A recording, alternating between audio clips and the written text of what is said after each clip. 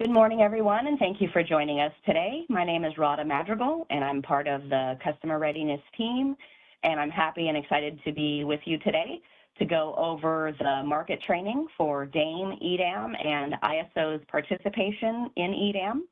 Again, my name is Rhoda Madrigal, and I've got my teammate, Heidi Carter, working with me to produce this call. I have started the recording for this session. We will also record Wednesday's session. The meeting materials have been posted online. They're just working through our web posting team. As soon as that presentation is live, Heidi will be able to share a link to the presentation in the chat. So stay tuned for that. You should be able to have that shortly. In the meantime, we're going to go ahead and go over some of the details for today's call. We've got a lot of people joining today. And so in order to kind of keep everything together and in order, I've asked Heidi to be my producer for the call, and she's going to work as the operator. So if you have a question, I have placed everyone on mute just to minimize background noise. But if you have a question, feel free to raise your hand or put a question in the chat, and we will get to you. It looks like Heidi raised a hand, so I'm looking to see, Heidi, if you wanted to add in a note. Nope, just showing them an example that you just click on your name and you'll be able to raise your hand and then I'll unmute you. All right, so thank you so much. So if you wanted to ask a verbal question, raise your hand and Heidi will see you and be able to unmute your line, and we'll kind of keep track of folks in that way. Again, feel free to put notes in the chat throughout the session. I did want to share some details with you. We have a lot of activity happening at the ISO as per usual. Some key EDAM meetings that I wanted to bring to your attention. Here we are today, Monday, August 18th. We are going to review the market-related changes for DAME, EDAM, and EDAM CAISO participation within EDAM. We also have a follow-up session on Wednesday the 20th, where Heidi will take us through the settlements-related impacts related to these initiatives. And then in between those two, tomorrow at 10 in the morning, the ISO has posted draft documentation for the EDAM access charge, and so that material will be discussed, the settlements BPM attachment, in a call tomorrow. And then we also have noticed on the calendar on Thursday, August 21st, there's going to be an implementation workshop for EDAM, and that's going to be from 1 to 5. And that will discuss the topics of intertie bidding and congestion revenue rights. And so what you'll see in today's presentation is that we do not touch on those two topics. Instead, we've deferred the discussion of that to the implementation workshop. There's 4 hours of time set aside to discuss those particular topics. So just wanted to kind of set the stage for you of what to expect today and the coming days. We also have next Tuesday, August 26th, there is an implementation working group related to the DAME configurable parameters. And so that information is going to be discussed next Tuesday. So we've got a lot of items on the docket for you. I think I have seen a couple of hands be raised and lowered, and so I just wanted to check in with Heidi before we kick off the session. Let's see if we've got any. We have Matthew's hand raised, and I requested an unmute. It's not letting me. You're going to have to click it, Rhoda.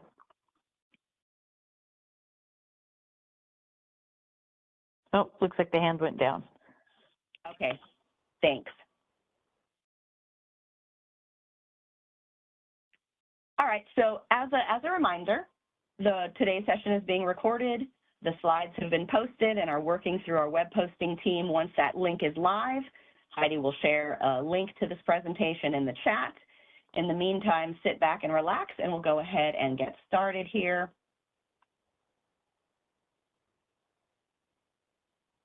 I wanted to start off the discussion with just a quick review of the folks that we will be discussing today and the different roles and responsibilities.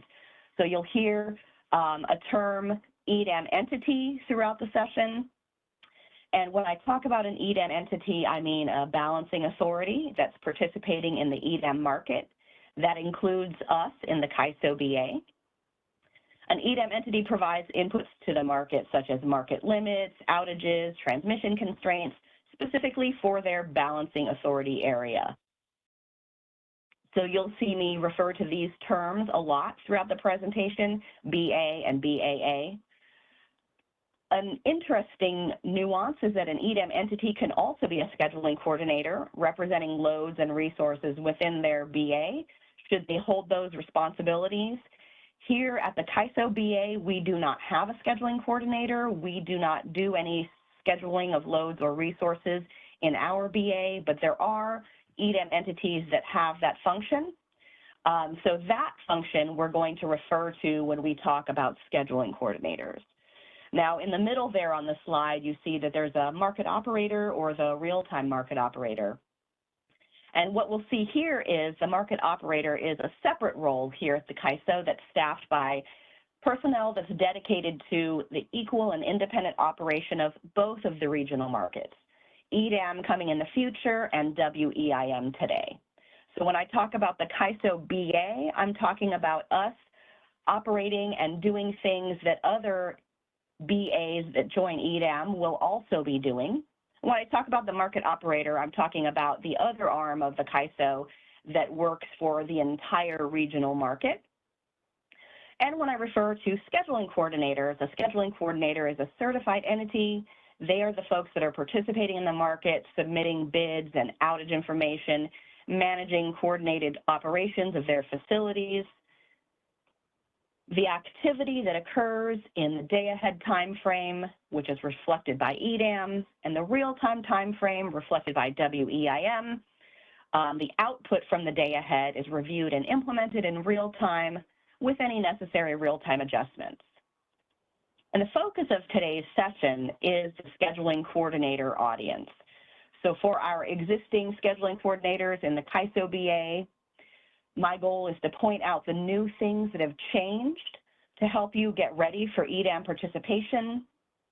You'll be able to put this knowledge to use during the market simulation activity that is kicking off in September, and that's where you'll have an opportunity to submit bids for the new market products and see how that activity flows through to your settlement statement. I want to also note that if you're just becoming a scheduling coordinator to participate in EDAM, you will also go through an onboarding process that contains a series of courses about doing business with the ISO as part of our standard SC certification process. So in addition to a new set of courses related to EDAM, you will also go through certification on becoming a standard scheduling coordinator. You are not expected to get everything you need to know from today's session if you are brand new and just becoming a scheduling coordinator. But this should help point you in the right direction. There's a lot more information and steps that you'll go through in order to be certified as a scheduling coordinator. So the focus of today's session is going to be scheduling coordinators within the CAISO BA or those scheduling coordinators that are going to be participating in the larger EDAM footprint. For the everybody else category, if you are an EDAM entity that is joining next year or in the years to follow, there is also training that you receive as part of entity onboarding, and that goes into more detail about what you do to operate as an EDAM balancing authority area. Those specific topics are not covered in today's session. So now that we know who this is for and what this is about, we welcome you to stay connected and engage. Anyone else who's listening in the call who wants to stay informed, we welcome you to listen in. It looks like Heidi has just put a note into the chat letting you know where you can find a link to today's presentation.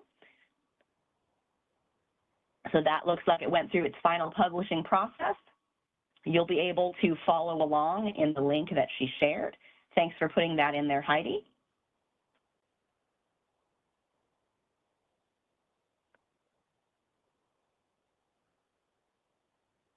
So what are we going to cover today? Here is our high-level agenda. After going through this session, you will gain essential knowledge to prepare for participation in market simulation activities for these three initiatives, DAME, EDAM, and EDAM's ISO BAA participation rules. You'll be able to explain the relationship between the three initiatives, recognize the nuances of the CAISO BA's participation in EDAM. You'll be able to summarize the updates that are happening to day-ahead energy pricing, to describe the new EDAM market processes, and determine which processes procure each new market product. We'll go into that level of detail. We'll also introduce the concept of transfer system resources. We'll share some bidding examples with you, and then we'll review changes to software applications supporting EDAM, as well as market simulation scenarios. I've kind of organized this agenda into the various learning objectives that we're going through. These are all of the topics that we'll be covering for today. We also have a follow-up session, as I indicated moments ago. We have a follow-up session on Wednesday that Heidi will lead that focuses on the settlements impacts of these initiatives. So before we dive in, I just want to set quick expectations for today's session. This training is meant to provide you with foundational knowledge, so we'll be focusing on how things are designed to work and not really spending time on how they might change in the future. So if you find yourself thinking, I wish this worked differently, or I think this could be improved, that is great feedback, and we absolutely want you to be able to share that. Now, the best way to do that is through the ISO's policy initiative process, where those kinds of suggestions can be properly considered. For today, I'd ask that you keep your questions focused on understanding the current design and functionality, and I want to thank you in advance for helping us keep the session on track with that specific focus. I wanted to discuss a couple of the different software applications that we'll be discussing throughout the session.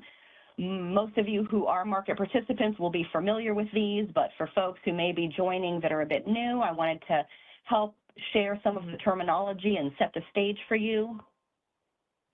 Our master file application is a database, essentially, that contains information about each of the resources that participates in the market.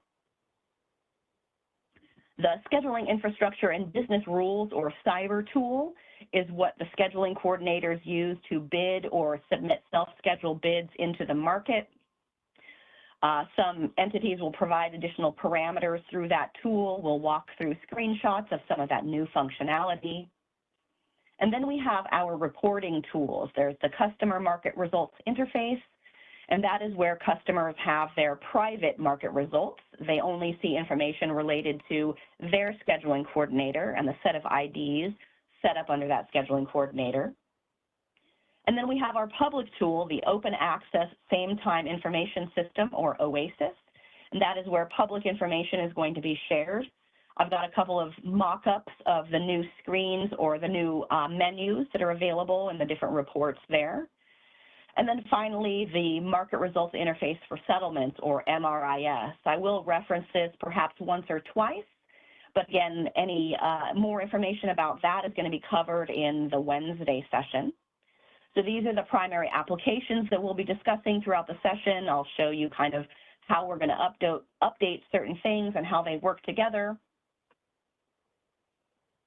This next slide gives you, along the bottom, all of the different sections that are going to be covered in today's session so that you can keep track of, as we enter each new section, kind of the "you are here" or the map along our presentation today. And so we're going to first kick it off with a high-level review of the three initiatives that I mentioned, so that you can kind of set that information in your brain and then absorb the information that we're sharing when we're discussing the other topics.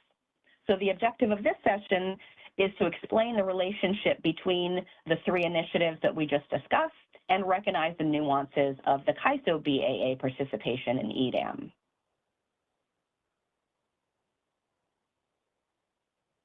So you may be wondering, how are these three initiatives related?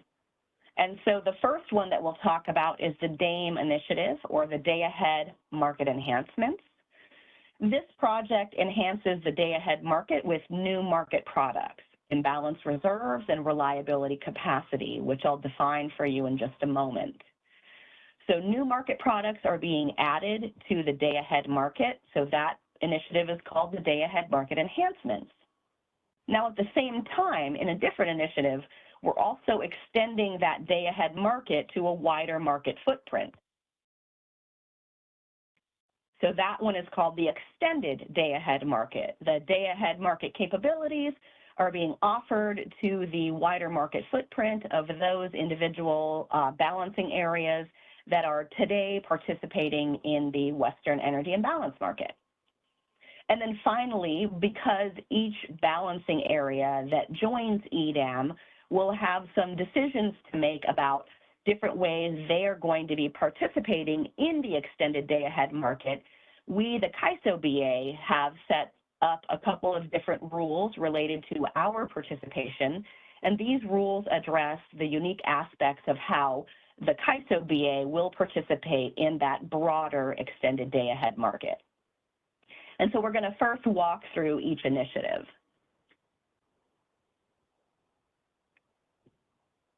The Day-Ahead Market Enhancements, or DAME initiative, the goal here is that the ISO market will be undergoing a series of enhancements. These enhancements are automatically included with participation in the extended day-ahead market. The DAME initiative establishes two new day-ahead market products, imbalanced reserves and reliability capacity. These enhancements to the day-ahead market, again, automatically included when you join EDAM. And with the implementation of DAME and EDAM, the ISO remains committed to collaborating with stakeholders to configure 5 key market parameters that can influence market outcomes.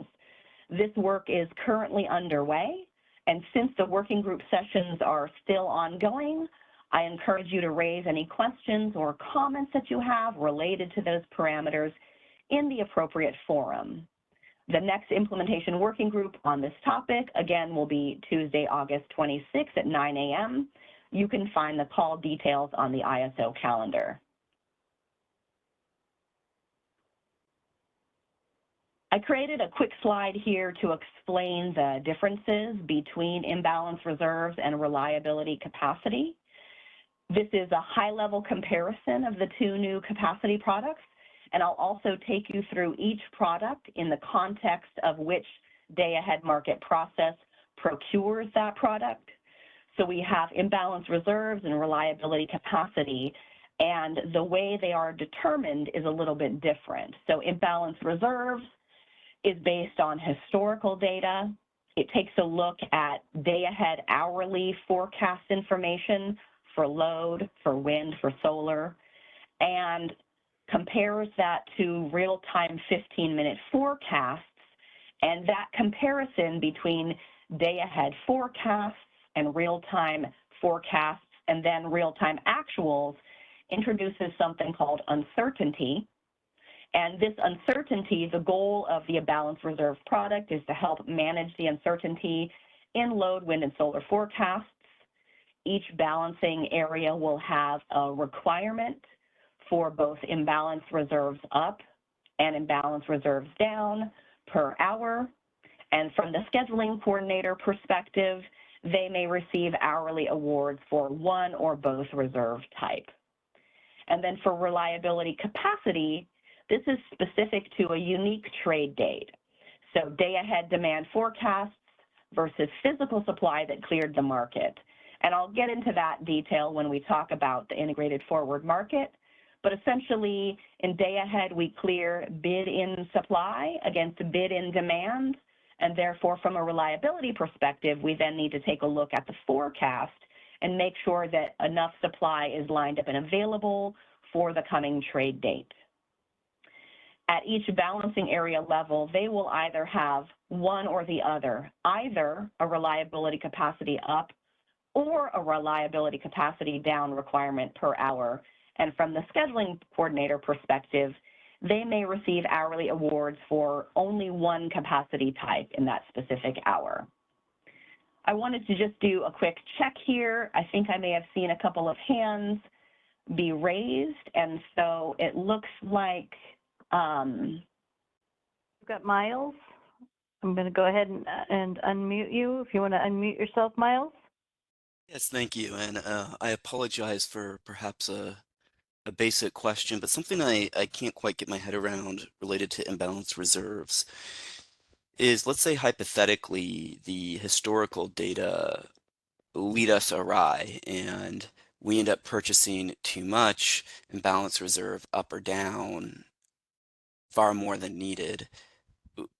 Who incurs those costs? Or is that just like a thing, like a requirement?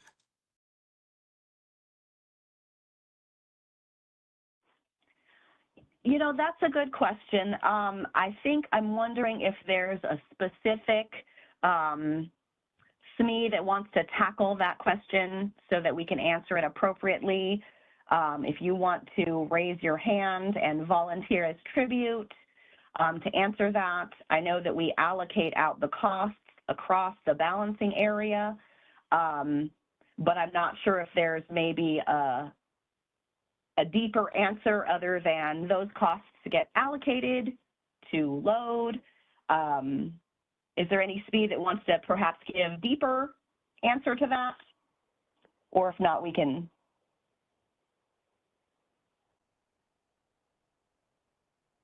And you'll need to raise your hand. It looks, Michael, let's take Michael.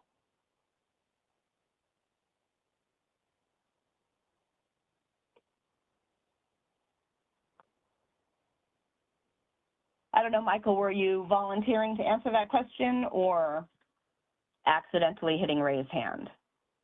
Michael, you can unmute now. No, I was going to answer just a little more. Rada, you're correct. It's basically load, and it's spread across your entire load. If you think of imbalance reserve as kind of an insurance policy, you know, sometimes you don't use your insurance policy. So that's all it really is. It's hopefully it gets tuned that doesn't be too large, egregious, I think is what your concern is.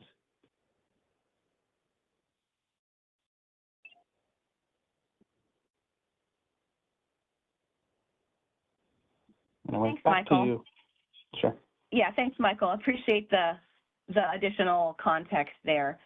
I'm going to go ahead and move forward. Actually, but before you do, Rada, there's a couple of questions in the chat. Oh, absolutely. Are you ready Let's for take those? Okay, from Sure. Elva, do resources provide RC only for their own BAA? My understanding is that you can receive reliability capacity awards for the broader footprint.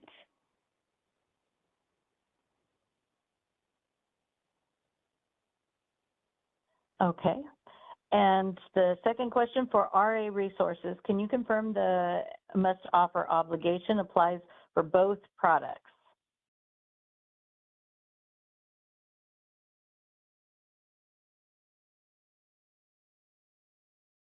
Michael, I will have to check in on that. I don't know the answer to that question, but perhaps a SME on the line does. Is there someone that can confirm whether or not the must offer obligation for resource adequacy applies for both of these market products? Do I have someone who wants to answer that question?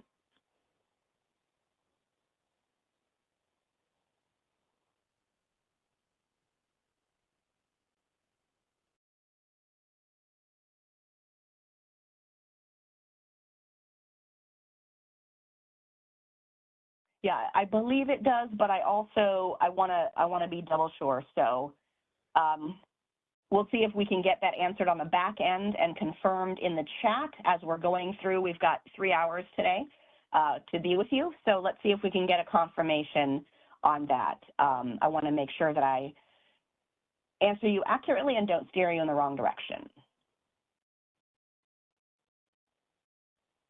And Rod, I believe that Alva has a follow-up question, just unmuting their line. So Alva, if you want to unmute.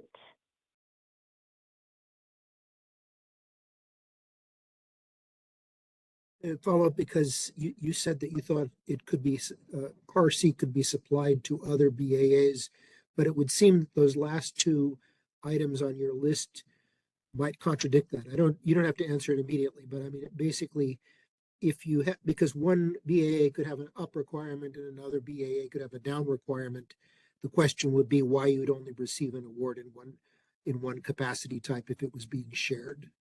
And that probably does make sense, but I just wanted some clarification on that. Thank you. Yeah, sure. Thanks, Alva. We'll get some clarification on the back end as well. Like I said, we've got some SMEs lined up and we've got a chat going on in the back. So let's see if we can confirm for you whether or not reliability capacity will be awarded for a balancing area that is not your own, and perhaps the reason as to why you may only receive one capacity type.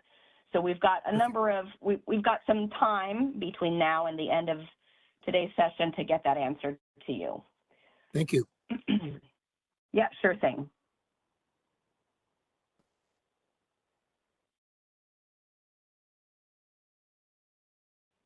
So, Rod, I see John's question here, difference between imbalance reserves and flex ramp product and WEIM. They are very similar. Imbalance reserves is designed to cover wind and solar and load uncertainty in the day ahead. And in today's world, the ISO uses a proxy, the RUCNet short process, to proxy that same thing, which we're going to get with EDAM imbalance reserves. So we have it today for day ahead, and then FRP will still remain as the same uncertainty, wind, solar, and load, but just incrementally in real time. So answer, yes, we'll keep them both. Thanks, Michael. And we also have confirmation in the chat there that if you take a look at the business requirements documents for DAME, you'll see that both imbalance reserves must offer obligation for resource adequacy resources. So thanks for that note there, Mark. All right, I'm going to move forward and go on to the next couple of slides, and we'll talk through the EDAM initiative, and then we'll pause and take some additional questions in another question break. So I mentioned that DAME adds new market products to the day-ahead market. We're now extending the day-ahead market to a broader audience. So today, the CAISO BA participates in the day-ahead market. We are now expanding that market outside of our BA through the Extended Day-Ahead Market Initiative, which is also known as EDAM. You'll hear me say EDAM probably, if you count throughout this presentation, probably 342 times. But this initiative was developed through a collaborative effort with our stakeholders. The purpose of this is to offer day-ahead market capabilities to participants in the Western Energy Imbalance Market who voluntarily opt in. The ISO market will manage energy schedules and optimize efficient transfers of energy between balancing authority areas a day in advance. The extension of this day-ahead market expands access to a full complement of wholesale energy market services and builds upon the WEIM, providing additional benefits. You can see that the reports have shown that WEIM is already documented to have produced over $7 billion of benefits for customers of the participating areas. And so we're anticipating a lot of great benefits when those areas expand their participation to the day-ahead timeframe as well. A couple of elements of the EDAM program at a high level. Again, this section here is just to give you a feel for the big rocks that are being moved We're going to go into a lot more detail as we walk through all of the individual changes and processes. But at a high level, the resource sufficiency evaluation is something that occurs in an hourly basis today now during real time. We are going to be adding a similar analysis in the day-ahead time frame with a daily resource sufficiency evaluation across the full 24-hour time horizon to test whether entities have sufficient supply to meet the next day's obligations. There are several state resource adequacy and resource planning programs across the West that drive procurement of supply and requirements, and those are operating along different time horizons. EDAM doesn't require participation in a particular program. An entity can be in their own integrated resource plan. They can have a resource adequacy program such as the Western Resource Adequacy Program. The resource sufficiency evaluation that takes place in the day-ahead time frame is a universal adapter that brings entities together who may have different resource adequacy programs to efficiently commit and dispatch resources that are offered into the market. Transmission customers and transmission providers are going to make transmission capability and transmission rights available on the internal transmission system and at interties with other balancing areas that are in EDAM. And they'll make this available to optimize transfers between the participating areas. Transmission customers can continue to exercise their transmission rights in day-ahead and real time, and the market will seek to redispatch to accommodate the use of those rights. I will discuss this in depth further when we talk about setting up transfer resources. That's toward the later half of today's presentation. In addition, the day-ahead market will support bidding and attribution to multiple state greenhouse gas regulation areas. Currently, these areas include California and Washington, but the day-ahead market will allow for expansion as states continue to define their GHG requirements. Some of the ways that both EDAM and DAME will provide benefit to participants. The expanded market enhances, it supports, and it complements the bilateral trading or direct agreement activity that takes place today. It will increase reliability due to greater situational awareness, lower greenhouse gas emissions, and allow participants to share surplus renewable energy across a broad footprint. Just like with WEIM today, participating balancing authority areas will retain their resource planning, their transmission planning, and their reliability functions. And I'll go ahead and walk through a couple of the ISO BAA participation rules, and then we'll take a look at some of the questions that have been coming through and get those answered as well. So EDAM and DAME are working together, number one, to add new market products, and number two, to expand the footprint of market participation in day ahead. The EDAM design that I'm going to be discussing throughout today's session, it describes overarching market rules, functions, and requirements for a balancing authority area to participate. Now, each BA is able to define their own operational rules on how it will participate within that framework.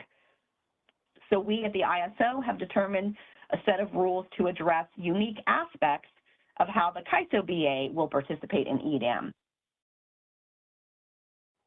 These participation rules relate to financial settlement and use of the net export transfer constraint, which I will define for you in just a moment.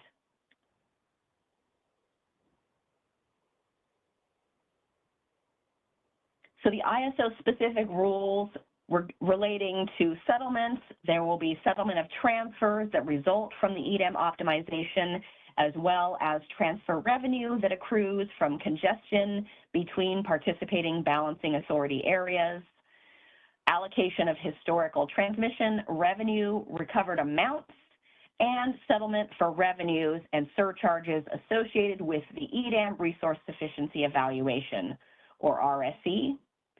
With regard to the settlements-focused training, with regard to the settlements topic, you will see more about this in the settlements focus training on Wednesday. And I thought I saw a question just flash across the screen, which is why I paused there for a second. When someone was wondering the difference between the dark blue and the light blue EDAM BAAs, I took this from a recent map, and the dark blue sections that you see there are the EDAM BAAs that are, I'm sorry, the WEIM BAAs that are going to be joining soon. So I believe we've got PowerWatch, BHE Montana, which is now PowerWatch. So you're seeing the WEIM entities that are going to join in 2026 in the dark blue, and the lighter blue are those that are already in today. And the reason I put this slide together, or the reason I used this slide, was really to highlight the green section, which was the CAISO BA participation in this area. So I mentioned the settlements items will be discussed more on Wednesday. And the EDAM ISO BAA participation rules, the net export transfer constraints, let's talk through a little bit of what that is. There's also more questions about the map. There's also identifying which entities will be joining the EDAM, and so some of those colors line up with EDAM participation. I wouldn't pay too close attention or try to infer too much from the colors on the map that were used just there. The goal of me sharing that was to show you the green part and highlight this is the CAISO BA that I'm talking about, and all of the other colors weren't really meant to be focused on, and so I probably could have used a better map so as not to introduce confusion. The goal in the different colors is to just identify the CAISO BA participation that we're talking about. So don't worry too much about the other colors on the map. All right. EDAM participation rules, net export transfer constraints. What are they? They are hourly parameters that can be set at the BAA level. Each BAA has a choice to enforce them or not. In addition, the EDAM BAA provides what's called a confidence factor and a reliability margin.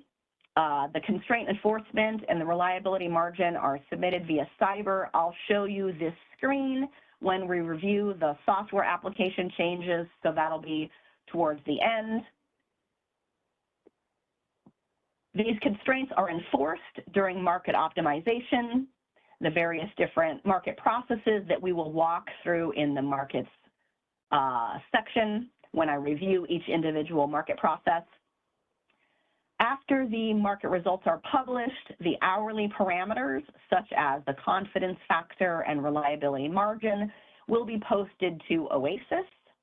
The CAISO BA also has a couple of other parameters it will use, such as identifying whether that specific operating hour is stressed or non-stressed, as well as the reason for that determination.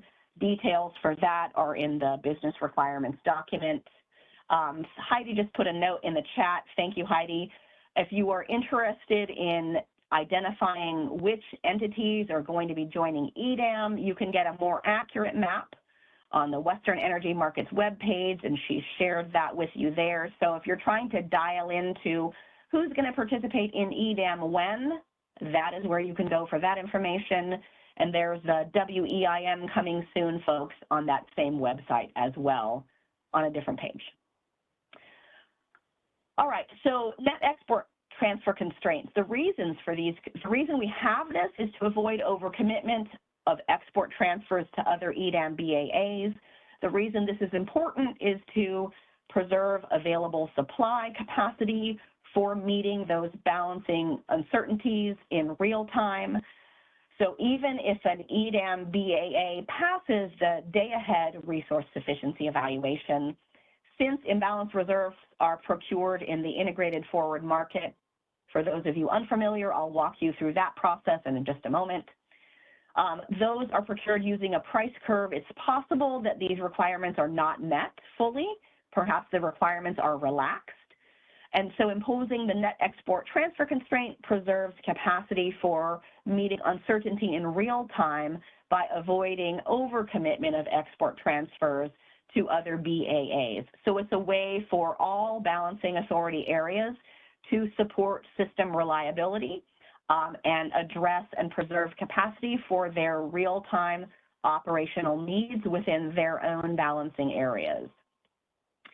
How these transfer constraints work, limits for exports are based on available capacity. They're adjusted for confidence in resource availability and system constraints. Each BAA can choose to enforce those constraints and submits key parameters. So a confidence factor that reflects the expected availability of non-guaranteed resources, and a reliability margin, which reserves additional capacity for real-time operations. Now, folks, if you are curious and want to dive deeper into how these parameters are set and what is the ISO specifically in our BA going to do around this, I invite you to join the call that's happening on the 26th next week during the working group that's going to talk about the DAME configurable parameters. That would be a great opportunity for you to join that call and listen into how we plan to manage these different constraints. So please join in that call next week on the 26th if you want to learn more about how we're going to tune those configurable parameters within our own BA. Now, as I mentioned, the focus of this session is primarily for the scheduling coordinator audience. And so what I wanted to do is help prepare you for what to expect when joining EDAM. So I've highlighted a couple things that say what is changing at a high level. In EDAM, all loads and resources will be submitting offers, whether they're economic bids or self-schedule bids. Now, today we do this already in the CAISO BA in the day-ahead timeframe, but in the Western Energy Imbalance market, there are no demand bids that are submitted in real time because real time drives to a forecast. But in the day ahead, we clear bid and supply against bid and demand, and so loads and resources will be submitting offers. There will be no more submission of base schedules within an EDAM area. So if you are participating in WEIM today, base schedules are a part of that construct, and that stays that way. But if your entity, if your WEIM entity joins EDAM, then these base schedules are no longer going to be submitted. And the reason for that is a base schedule today essentially provides a schedule for where that resource is going to start their operations or how it's going to operate across the day. There is no day-ahead schedule from a day-ahead market. And so it's a kind of a substitute for that. But when you're joining EDAM, you're going to be participating in the day-ahead market. And so you're going to be having a day-ahead schedule, and therefore the base schedule is no longer required. So there will also be no more non-participating resources. I will explain what that means when we talk about the master file changes and we talk about how each resource is configured. So when we review the software application changes, I'll go over the master file updates and we'll take a look at new fields on the resource data template, and we'll discuss how to convert a non-participating resource to a participating resource. There's also the new market products that I just mentioned, imbalance reserves, reliability, capacity, as well as settlement of day-ahead transactions. So for those folks that are in WEIM, all of that is real-time activity, so there is no day-ahead settlement. If you join EDAM, you'll have day-ahead market activity, so that translates to settlement of day-ahead transactions. For my CAISO BAA audience, given that you are already participating in the day-ahead market, the changes that impact you are the new market products and the specific participation rules that the ISO BA has identified. What stays the same, just like today, the EDAM entities continue to retain their resource planning, transmission planning, and reliability functions. And there are some decisions to make. So EDAM entities and scheduling coordinators will work together to determine who will schedule third-party resources and load. So today there are some non-participating resources in a non-CAISO EDAM entity area participating in WEIM, and they might be set up so they're not actually submitting bids or self-scheduled bids into the market. Going forward, those entities have indicated that those folks now need to either become a scheduling coordinator or use the services of one. And so that is, this piece is just identifying that decisions to make there and pointing that out for you. I'll also, again, go over a little bit more of that when we get to the software application changes section and we talk about setting up resources in the master file. So we finished the first section and we've got a couple of sections coming up. Before we lead into market pricing, I'm going to do a real quick check here to see if there's any hands raised or questions that we need to get addressed. Rada, 2 slides back when you were on slide 17, there was a question that had come in. What does non-guaranteed resource mean with respect to the confidence factor? All right, let me go back here and see.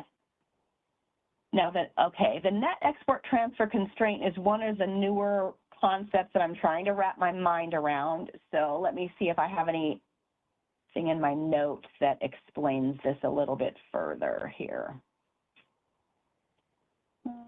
So, Rada, I can jump in while you're looking. Yeah, sure thing. So if the confidence factor or it was designed first in mind with ISO and low priority imports, and that's based around our RA program. But if you think of it as a non-ISO entity and who doesn't have RA, suppose you do have non-firm imports and you have a bunch of them and you're not sure that you're going to get them, but at the same time, you're expected to do a lot of exports. Well, you're exporting based upon, you know, your assumption you're going to get a bunch of imports. And if you're not confident that you're going to get all those imports, that's what that essentially is. Yeah, by the way, thanks, Michael. And this is designed, there's going to be a lot of detail in the BPM on this. Our stakeholders in California requested we start EDAM with a 0% confidence factor. So it's a super conservative confidence. If we feel that it's you know, non-firm import, then we can say, we can assume we're not going to get it. Which makes our use of the reliability margin probably less common. But again, when you see the BPM, there'll be more detail. Okay, thanks, Rod. All right. Thanks for that, Michael. Yeah, I did find the notes that I took something really technical and I tried to sum it up at a high level on this slide. The notes that I have related to confidence factor state, the confidence factor reflects how confident the EDAM BAA is that this capacity would be available in real time. For import system resources, any available capacity could be limited by intertie scheduling limits. So it's kind of alluding to what you were saying, Michael, in the sense that, you know, some lower priority imports may not be guaranteed, and therefore that's what we're talking about when we're saying non-guaranteed. They could have lower priority and there might be scheduling limits that make it so that we don't have access to that capacity. So that's what we meant in that area. Thank you for the question. And Michael, thanks for adding some context there. It looks like Alan has a question.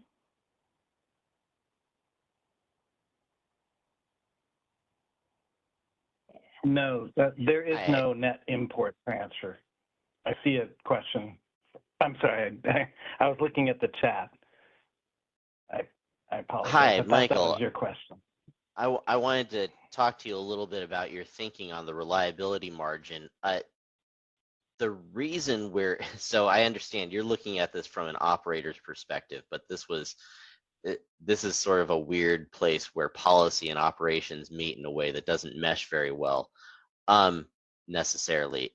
The confidence factor, the stakeholders demanded, the ISO stakeholders demanded the confidence factor be set at 0, not for policy reasons because we're concerned that those transfers aren't going to show up necessarily. The problem is that from a conceptual level, if we set the confidence factor above 0, effectively what we're saying is we're willing to give, and let's say we set it to 1, we're willing to give, let's say, a 100 megawatt low priority X import the ability to translate into an EDAM transfer, and the ISO is essentially performing a free function for the market in accepting a low priority export and then firming up the quality of that to the level of an EDAM transfer, which obviously cannot be cut unless we are shedding our own load.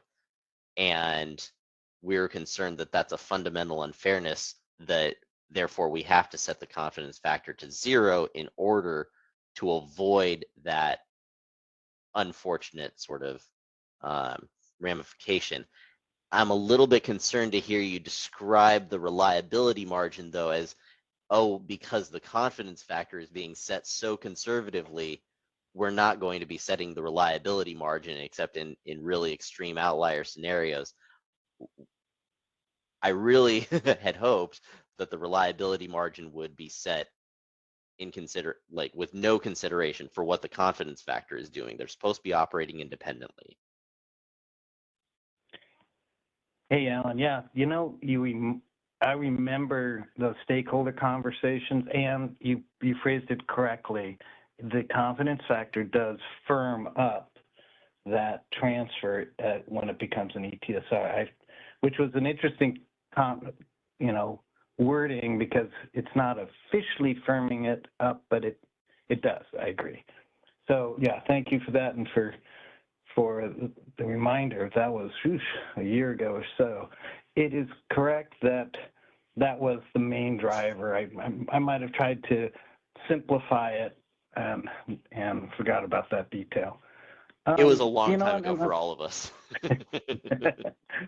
And I might have misspoke. Look, on the reliability margin, we're not sure how, as an operator, and we're not sure how it's going to actually play out. We're definitely going to be conservative, as we always are. Make sure we reliability is our number one job.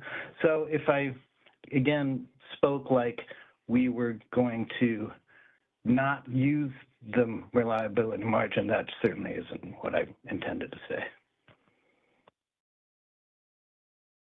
Okay. All right. Thanks, Alan. Thank you for that discussion. Appreciate it. There was a question in the chat that asked, is there also a net import transfer constraint? And I heard, Michael, that you say no, there is not an import transfer constraint. So that's the answer to that one. I'm going to move forward now and take a look at the next section. Now, folks, in the interest of time, we are an hour into the presentation and we've got 2 hours to go and quite a bit of material. So I'm going to kind of make this question and answer session occur at the end of each section to make sure that we're able to get through the content that we are going to discuss with you today. I hope you will give me some grace in wanting to share the material that we have and then try to touch on some of the questions. There also are a lot of questions that are coming in the chat. I may not be able to see each one of those, but I'll invite any of my subject matter experts on the call. If you see a question and you know the answer to that, you can put it in the chat. I welcome there to be kind of a running kind of conversation in there to make sure, folks, maybe you can help me answer some of those questions as we're going through. but I want to make sure that we're at least able to talk about all of the key topics that we wanted to cover in changes. So with that, let's dive into market pricing. In this section, I wanted to give a high-level explanation of market pricing and then highlight the element that is changing. So today we're a nodal market. We have locational marginal pricing for wholesale electricity. It's based on local supply and demand conditions. So the LMP, or the locational marginal price, it reflects the price of energy at the time it is supplied to the grid or when it is used by load-serving entities. The way this is constructed, depending on power flows, transmission lines may become congested. And in these situations, it costs more to deliver energy to a congested location. More expensive generation may be used to mitigate congestion and deliver electricity to that destination. We have a tariff definition of what the LMP is. Pretty sure this is my only tariff definition in the presentation, so bear with me on that. But the tariff defines the locational marginal price, or LMP, as the marginal cost in dollars per megawatt hour of serving the next increment of demand at that P node or price node, consistent with existing transmission constraints and the performance characteristics of resources. So how nodal pricing works, it refers to the price paid for electricity generated or consumed at a specific location. Nodal pricing depicts the technical and economic effect of a network on the price of electricity because it includes the impact of transmission losses and congestion while determining the optimal dispatch of the system. Now, this map shows a representation of what I mean when I say price node. None of these blue circles with the letter G indicating generator, none of them are actually associated with a real specific generator. I just kind of sprinkled these across the map in no particular order or location. This is to say that suppliers of energy get paid based on where their resource is located. Whereas from a demand perspective, demand is charged the weighted average price of all the load pricing nodes in its specific load aggregation. This is referred to as a load aggregation point, or LAP. There are various types of load aggregation points, such as the default or custom LAP. For most WEIM areas, all load is represented at the external LAP, which includes all load nodes in the balancing authority area. You can see that I sprinkled a bunch of load nodes inside of NV Energy area. This has no correlation to any actual real load node location. I just threw a bunch there in Nevada to give you a reference on the map. I'm not saying all energy in the West feeds Las Vegas. I'm just saying there's some load nodes. They're all aggregated together in the state of Nevada, somewhere approximately in a specific area, just to give you a visual. So that's what that is set up for. Now, the locational marginal price, this enables the actual operating conditions on the transmission system to be factored into the price of electricity at different locations. So the LMP, or the locational marginal price, consists of the marginal cost of energy, congestion losses, and greenhouse gas regulation. And I'll explain how that works. For energy, now this is the component that is changing. The day-ahead market determines the amount of energy that will be scheduled for each hour of the next day by clearing bid-in supply against bid-in demand. The hourly price of energy throughout the system can vary by hour and across the different balancing authority areas. Today, the CAISO BA is the only BA that's participating in day-ahead, and we have a system-wide marginal cost of energy. With the introduction of EDAM, this will change so that there will be distinct energy prices. Now, the way this happens is that transmission capacity is made available at interfaces between balancing authority areas. Those are then optimized to support energy transfers. These have scheduling limits, and when the lines reach their transfer limit, they can no longer handle more energy transfers, leading to price differences between balancing authority areas. This is referred to as price separation of the marginal energy component of the LMP, and it means that there can be distinct energy prices for each balancing authority area. This is a new aspect of the LMP as part of the extended day-ahead market. Now, for those of you that like to get really deep into the calculations, I have included 2 slides in the reference section at the end of the presentation that illustrate how the marginal energy component can be different across BAAs. For those of you that might be interested in that level of detail, you can see a visual of what that looks like in the reference section. Now, these next components are staying the same, but I figured for context it would be a good idea to reiterate how they are determined. Congestion refers to a condition in which the lowest priced electricity can't flow freely to a specific area due to heavy use of the transmission system. Congestion can happen when there is a lack of transmission capacity or outages. More expensive generation may be used to mitigate congestion and deliver electricity to demand. In these situations, it costs more to deliver energy to demand.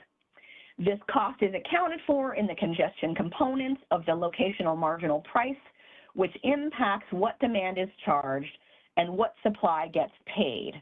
I also want to do a second call out to a meeting that's coming up on Thursday, the EDAM Implementation Working Group, where they're going to be talking about both intertie bidding and congestion revenue rights.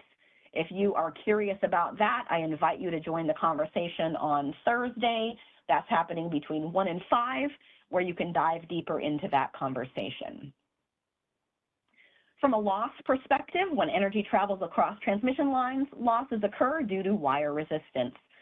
Line loss is similar to the drop in brightness in a light source as you get farther away from it.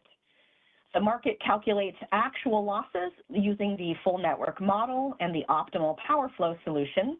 However, the loss component of the LMP at a node is based on marginal losses, or the amount incurred when serving an additional increment of load with an injection at that specific node. And finally, the GHG component. Participants can indicate their willingness to serve demand in greenhouse gas regulation areas through the submission of voluntary bid adders along with their energy bid. The greenhouse gas regulation model minimizes market-wide costs using price signals that account for different state regulations that price greenhouse gas emissions. The GHG component is separate to ensure that supply and demand in non-GHG areas do not face greenhouse gas costs, but gives resources outside of a greenhouse gas regulation area the opportunity for additional revenue to offset GHG regulation costs. If a resource outside of a greenhouse gas regulation area is used to import energy into a greenhouse gas regulation area, the LMP will indicate and include a GHG cost component that reflects the cost of importing energy into that area. Now, here's another area where I will do a call out to additional information. If you are interested in diving deep into GHG price formation, there is a series of 4 recorded sessions along with a PDF of that presentation that spans those 4 sessions that's posted to our website in the GHG Coordination Working Group. I've added those links in the reference section at the end of the presentation. So now that we've moved on to the next section, let's do a recap of the market pricing section. Let's see if there have any questions. Any hands raised?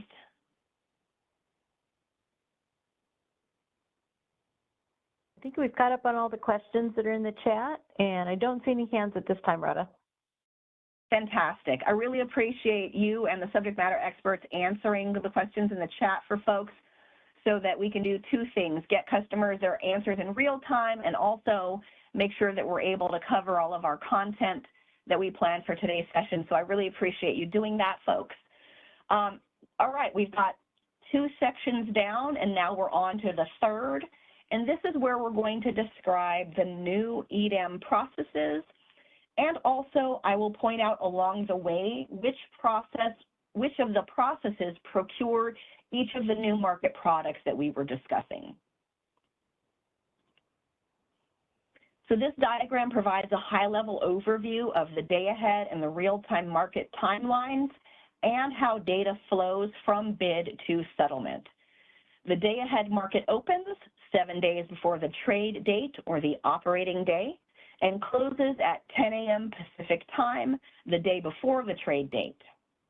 After the market closes, the market processes kick off. In the next few slides, I will explain each individual market process in the order that it takes place. And then after the market processes are complete, the market results publish around 1300 each day, and those results are available in CMRI and OASIS. The publishing of the day-ahead market results triggers the opening of the real-time market, which closes at 75 minutes before each trade hour. All of the market activity from day ahead and real time settles financially in the post-market processes, and those settlement statements and invoices are provided to customers in the market results interface for settlements, or MRIS. I also wanted to point out a couple of nuances related to EDAM bidding. You can see that I had added asterisks next to the bids for day ahead.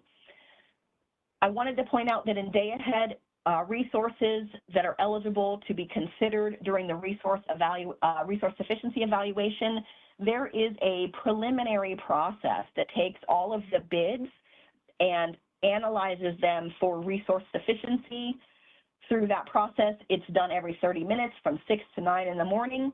I wanted to point this out to indicate your balancing area might ask you to submit your bids earlier than the 10 a.m. deadline so that these bids can be accounted for during the resource sufficiency evaluation. I think we at the CAISO are going to ask that you submit them a little earlier than the deadline. I don't have the exact timing associated with that, but one of the things that you'll find is the resource sufficiency evaluation is analyzing those bids every 30 minutes between 6 and 9 in the morning. So we're going to ask that you submit your bids, even if you haven't figured out the price portion of it yet, at least get that bid in there so we can see the capacity that's planning to be bid into the market. You can always update the pricing associated with those bids up until that 10 a.m. deadline. But if you get those preliminary bids in earlier, we can make sure that those resources get counted during that resource sufficiency evaluation. The resource sufficiency evaluation is the first process of the extended day-ahead market. We'll walk through that in just a moment, but I right here just wanted to tee that up from a timing perspective. Another element is we have something called a transfer system resource, type 1 and 2. I will cover that topic in a couple sections when we talk about energy transfers, but I wanted to point out that bidding timing there. The bidding for those will stop at 9 in the morning. I'll point that out again when we get to that section, but for clarity and completeness, when I say the market closes at 10, there are some things where we want you to submit that information earlier. And then at the bottom of the slide, in the real-time space, where it says bids and base schedules are submitted, I wanted to point out a reminder that base schedules are not submitted in the EDAM BAAs once that entity has actually joined EDAM. Those WEIM entities will no longer have those bids submitted. So I'm going to walk through the day-ahead processes. I'm going to compare the ones on the left versus the ones on the right. On the left, we see the current day-ahead market processes. There's market power mitigation, integrated forward market, and residual unit commitment. On the right, with EDAM, I've put an arrow to the new processes that we're going to walk through. Again, I'm going to take you through each one of these 6 processes. And I also wanted to point out for the bottom, for the last one, residual unit commitment, although we have residual unit commitment or RUC today, what happens during that process is changing, and so I've also marked that as a new process to begin to bring those changes to your attention. All right, so which processes procure each new market product? I'm going to walk through each process and explain that to you. In the context of the day-ahead market processes, I also wanted to point out the integrated forward market that procures energy, the new imbalance reserve product, and in the CAISO BA, we procure all of our ancillary services through the market in the integrated forward market process. For the EDAM entity participation in phase 1, ancillary services are going to be self-provided for all of those non-CAISO EDAM BAs. I will show an example of self-provided ancillary services and where that is put in when we review the cyber changes, when we look over the software application changes. I also wanted to point out that, again, we have the residual unit commitment process today, but it is changing to procure reliability capacity, and I will show you how that works when we discuss that topic.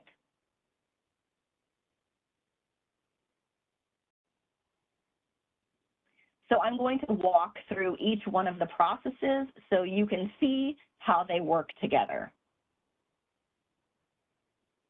First of all, this is a new process that's being added to the day-ahead market, a daily resource sufficiency evaluation, where, again, today in the Western Energy Imbalance Market, and I've got a slide on the next slide that shows you what that looks like. Today in WEIM, we're already doing this every hour. We are introducing a daily resource sufficiency evaluation for each balancing authority area. Each BAA's offered supply is evaluated against its demand forecast, imbalance reserve requirements, and ancillary services requirements across the 24 hours of the day-ahead market. The entity is actively involved in the RSE process and works to pass the sufficiency test, which is designed to ensure that each entity has enough supply to meet the next day's obligation.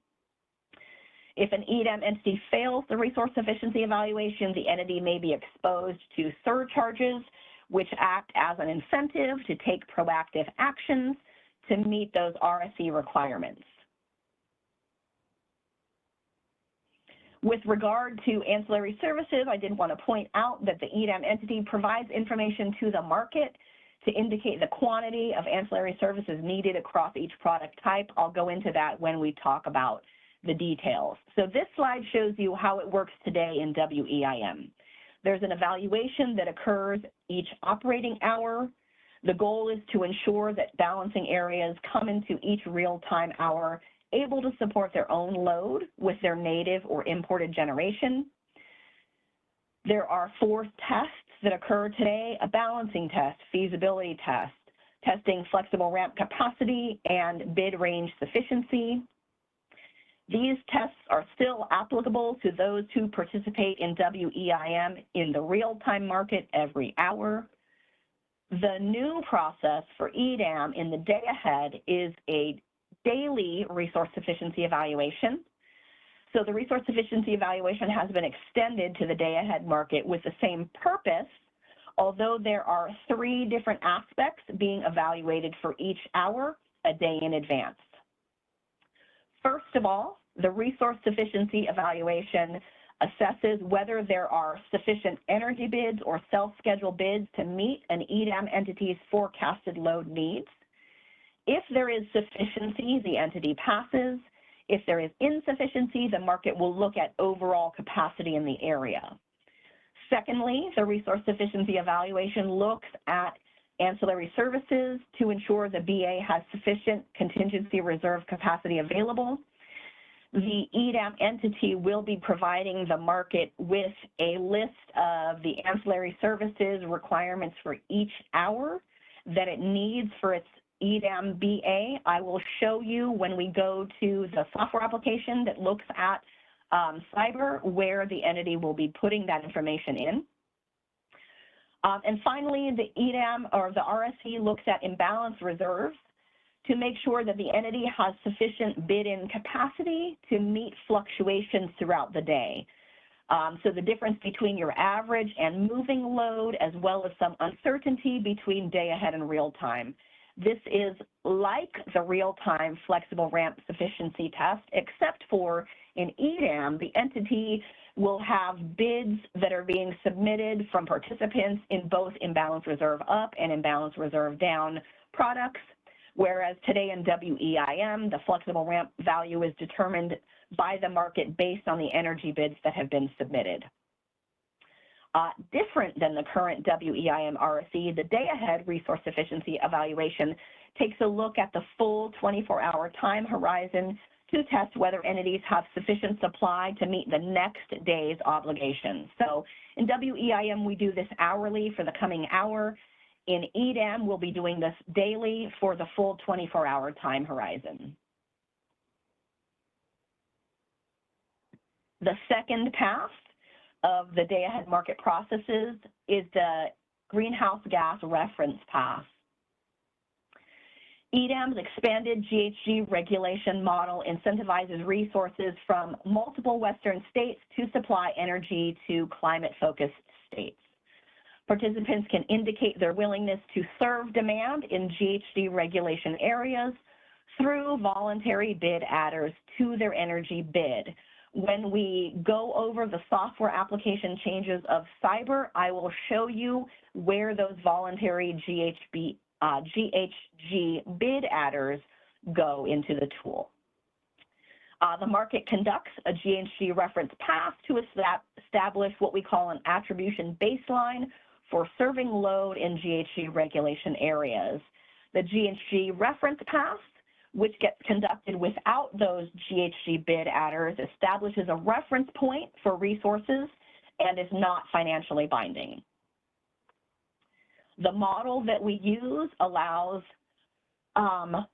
identification for two GHG regulation areas, California and Washington. The model is scalable and ready to accommodate multiple non-overlapping GHG regulation areas.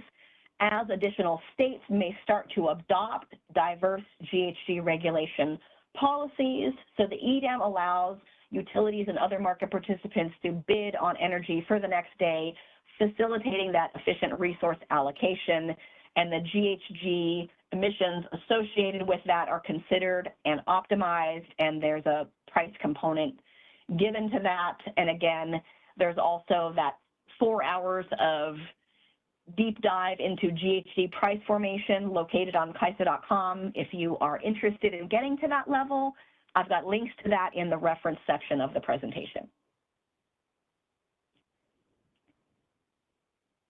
All right, the third process of the extended day-ahead market is called market power mitigation. And this is done for the integrated forward market process. At times, there can be localized congestion that can result in market power being exercised. Market power refers to the ability of a single entity or a group of entities to influence prices or manipulate market outcomes due to their significant market share. The market power mitigation process detects and mitigates or lowers the bids in those localized particular cases to ensure prices remain competitive throughout the system. If the potential for market power mitigation in a location is determined, the market analyzes the bids that are submitted and, if necessary, will replace the bids based on the following criteria. If it is an energy bid, it will be replaced with the higher of either the default energy bid or the competitive LMP. The default energy bid is a cost-based energy bid curve that approximates the variable cost for a resource to provide energy during instances of market power. For imbalance reserves, it will be mitigated to the higher of the competitive imbalance reserve up marginal price, or the default availability bid, which is a value that approximates the costs related to a resource's ability to provide those reserve products. The market power mitigation process does not schedule or dispatch any resources. What it does is provide a set of bids, which we've referred to as the clean bid set, to the next process in line, which is the integrated forward market. In the integrated forward market, or the IFM, the market clears bid-in supply against bid-in demand, both physical and virtual. Because IFM clears bid-in demand, it may not commit enough physical capacity to meet the forecasted demand, because energy is procured based upon price and quantity and not total demand. The output of the IFM process are day-ahead energy schedules and virtual awards for those areas that have activated convergence bidding. Today, the CAISO BA is the only entity with convergence bidding. As a side note, if you are curious about the purpose of convergence bidding and why it is a part of the market construct, there is a computer-based training module in the ISO Training Center titled Economic Bids and Self-Schedules that will answer some of those questions for you, and I invite you to take a look at that computer-based training module. I have included a link at the end of this presentation in the reference section to our training center where you can take a look at that and other content. So because we clear bid-in supply against bid-in demand and use their economics to make that determination, it is possible that sufficient capacity may not be committed to meet forecast demand. That gets addressed during step 6, which is the last process that we will discuss, and we are heading towards that direction. I have a few more processes to cover in the interim and also a little bit more explanation about the integrated forward market. So in addition to energy, the IFM also procures imbalance reserves and ancillary services for the CAISO BA. Again, in phase 1 of EDAM for non-CAISO BAs, ancillary services are self-provided and therefore not optimized across the wider EDAM footprint along with energy bids. That market optimization of energy bids and ancillary services and imbalance reserves is optimized in the CAISO BA, where we are submitting bids for ancillary services and procuring all of the ancillary services through the market. What comes out of the market is resource commitments and EDAM transfers. And when I said we just a moment ago, to be very clear on language, I was talking about the royal we, the scheduling coordinators that are submitting bids into the market, and then the market is the one that is going to determine those results. The CAISO BA does not actually make any bid submissions into the market. So how does the IFM clear supply against demand? I've lined up a supply bid curve and a demand bid curve on the screen here for you, and you can see that we have something called a self-schedule, which we've placed at the beginning of the economic curve. A self-schedule is a bid that contains only a megawatt quantity with no price associated with it, indicating that that is a price taker, either on the supply side or the demand side. And you can see that based on the visual, we tend to have more demand self-schedules than we have supply self-schedules. So for a particular hour, the market clears at a certain volume where the price for supply and demand meet. In day-ahead, supply bids clear against those demand bids. In real-time, supply clears against a load forecast. I also wanted to point out the market clearing price is referenced on this slide. Remember that the marginal energy component can vary across balancing areas due to price separation, which we discussed earlier in the market pricing section. So in the integrated forward market, it is also procuring imbalance reserves.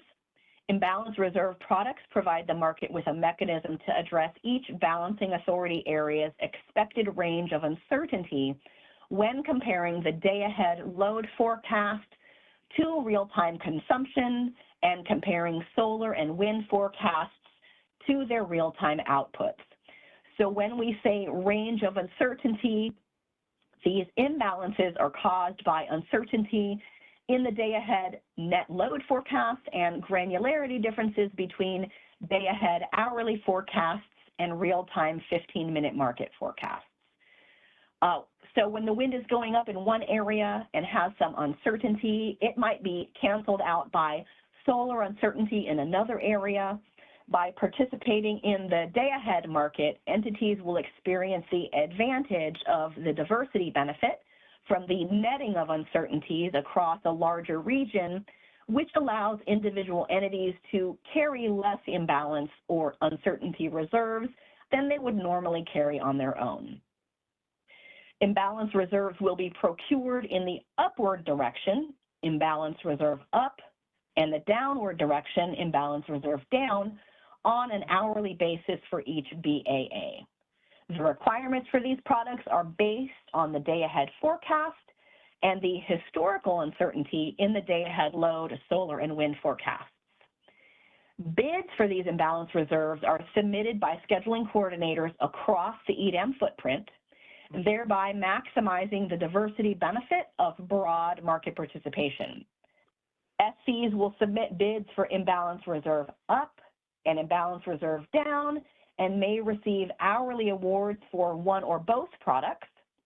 I will show you how this works when we review some of the bidding examples. I'll show you how those imbalance reserve awards impact the day-ahead award for energy. So stay tuned and I'll show you how they knit together.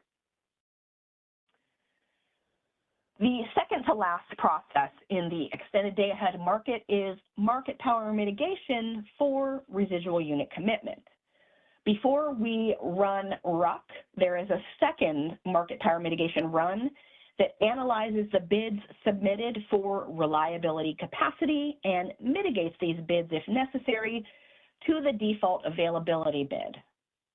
What is the default availability bid? It is something that approximates the costs related to a resource's ability to provide reserve products.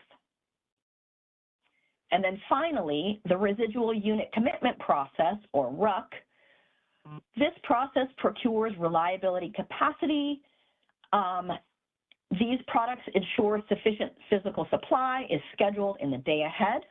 So another enhancement is a change to the RUC process to introduce a reliability capacity product. Unlike today's RUC process, which procures additional capacity to meet forecasted demand, reliability capacity provides both upward and downward dispatch capability to ensure each entity has sufficient physical supply scheduled in the day-ahead timeframe to meet their balancing area's load forecast. Both reliability capacity products are hourly requirements at the balancing authority area level and will be awarded at the resource level to meet the requirements. Now, just like imbalance reserves, reliability capacity awards will come from bids across the entire market footprint. SCs will submit bids for reliability capacity up and reliability capacity down, and may receive hourly awards for only one of the products. Again, I'll show you how this works when we take a look at some of the bidding examples. So reliability capacity is procured in RUC, which compares the demand forecast to physical supply that clears the market. And I've got a graph that will essentially highlight how this works for you. So we've got a physical supply curve here, and then we've got a forecast for the coming day. The market clears bid-in supply against bid-in demand in the integrated forward market process. With the enhanced RUC process, if an EDAM area's demand forecast is greater than the physical supply that clears the integrated forward market, the RUC process will procure reliability capacity up to provide upward dispatch capability and or commit additional resources. If an area's demand forecast is lower than the physical supply that clears the integrated forward market, the RUC process would procure reliability capacity down to provide that downward dispatch capability. Now, again, I will show you how this works when we get to the bidding examples. So in this section, I'm explaining to you the day-ahead market processes and how they run. Then we'll take a look at your market results and what you need to do in real time from a bidding perspective to reflect that in real time. So I'll show you how those knit together in the bidding section.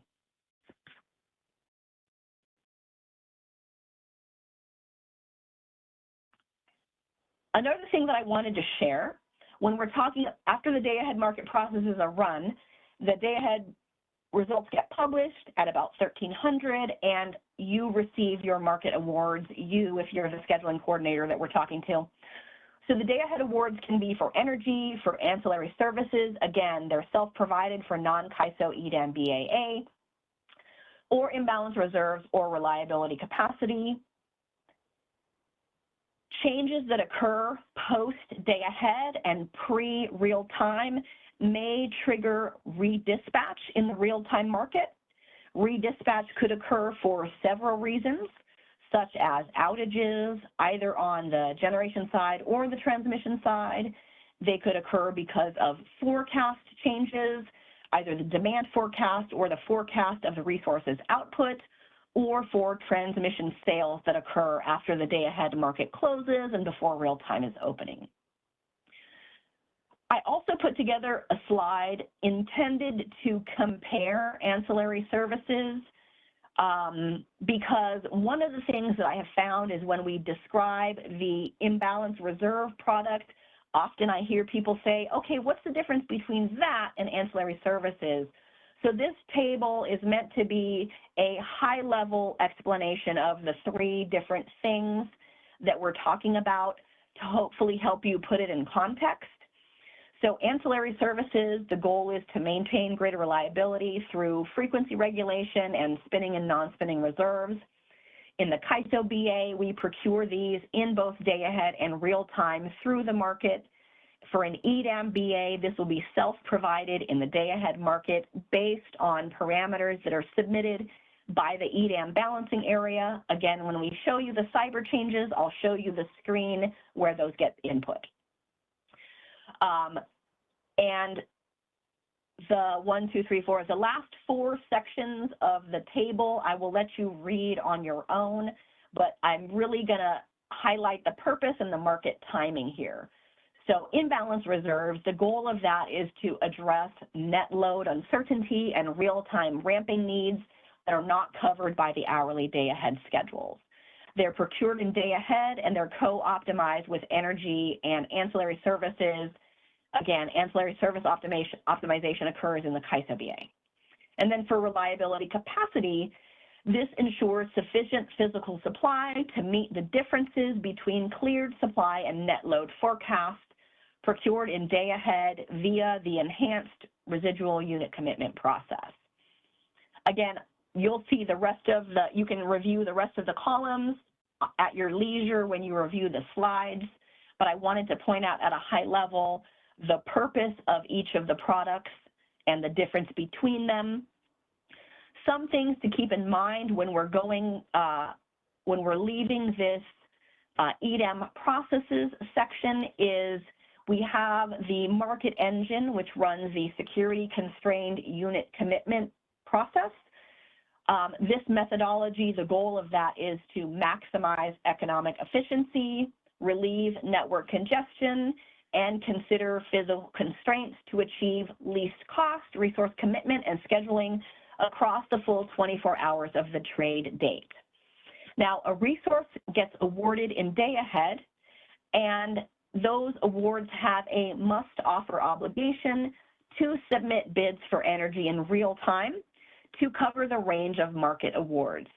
If the scheduling coordinator does not submit bids, the market will insert bids to ensure the resource meets its must-offer obligation. I will talk more about that with you when we review the bidding examples. And also, I wanted to point out a unique aspect about ancillary services is that although we include those in the economic bid curve, the market will protect this capacity to be used as operating reserves for the EDAM Balancing Authority area should the need arise. I have an example in the bidding section where we talk about awards, and my final example introduces ancillary services into the example to show you how those play in as well. So we concluded the EDAM processes section. Now I wanted to take a quick stop and see if we have any questions that have not yet been answered in the chat, or if anyone wants to raise their hand and ask a verbal question.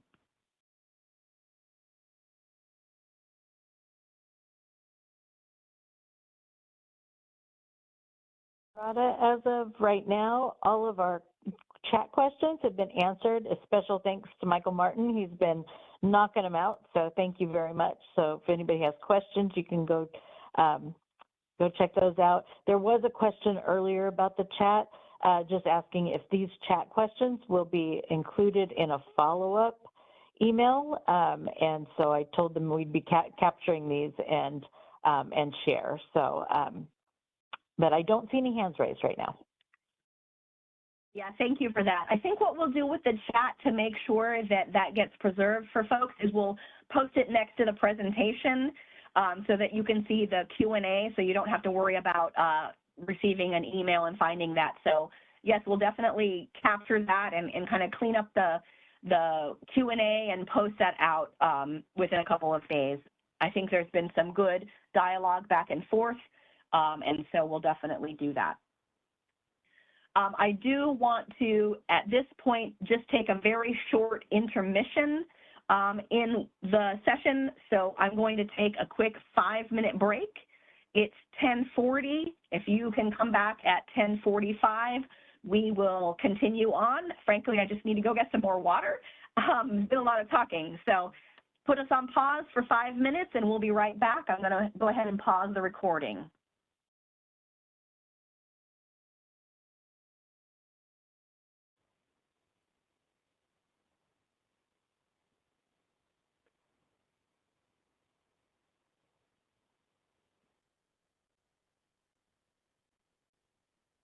All right, this next section, we're going to introduce to you the concept of transfer system resources. Both the extended day-ahead market, or EDAM, and the Western Energy Imbalance Market, WEIM, are based on the concept of transfers between balancing authority areas in the market footprint. Any movement of energy between EDAM to EDAM is categorized into 4 different groups, which I will specify for you in just a moment.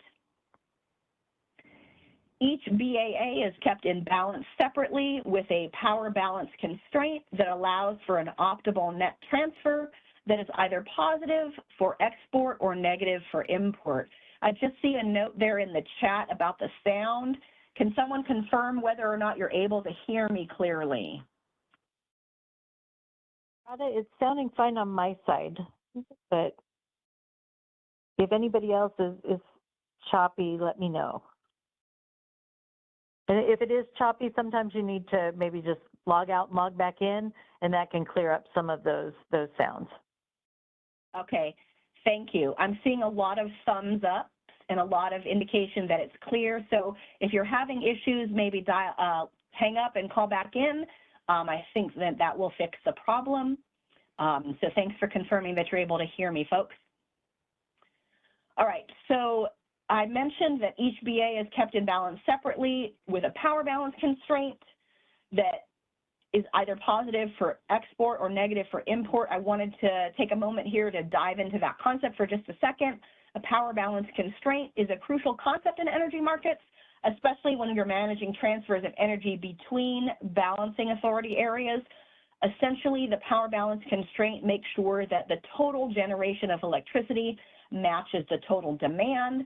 plus any losses within a given area. This balance is vital for maintaining the stability and reliability of the power grid. If the supply exceeds demand, it can lead to over-frequency issues, and if demand exceeds supply, it can cause under-frequency issues, potentially leading to blackouts, so it's important to keep this in balance.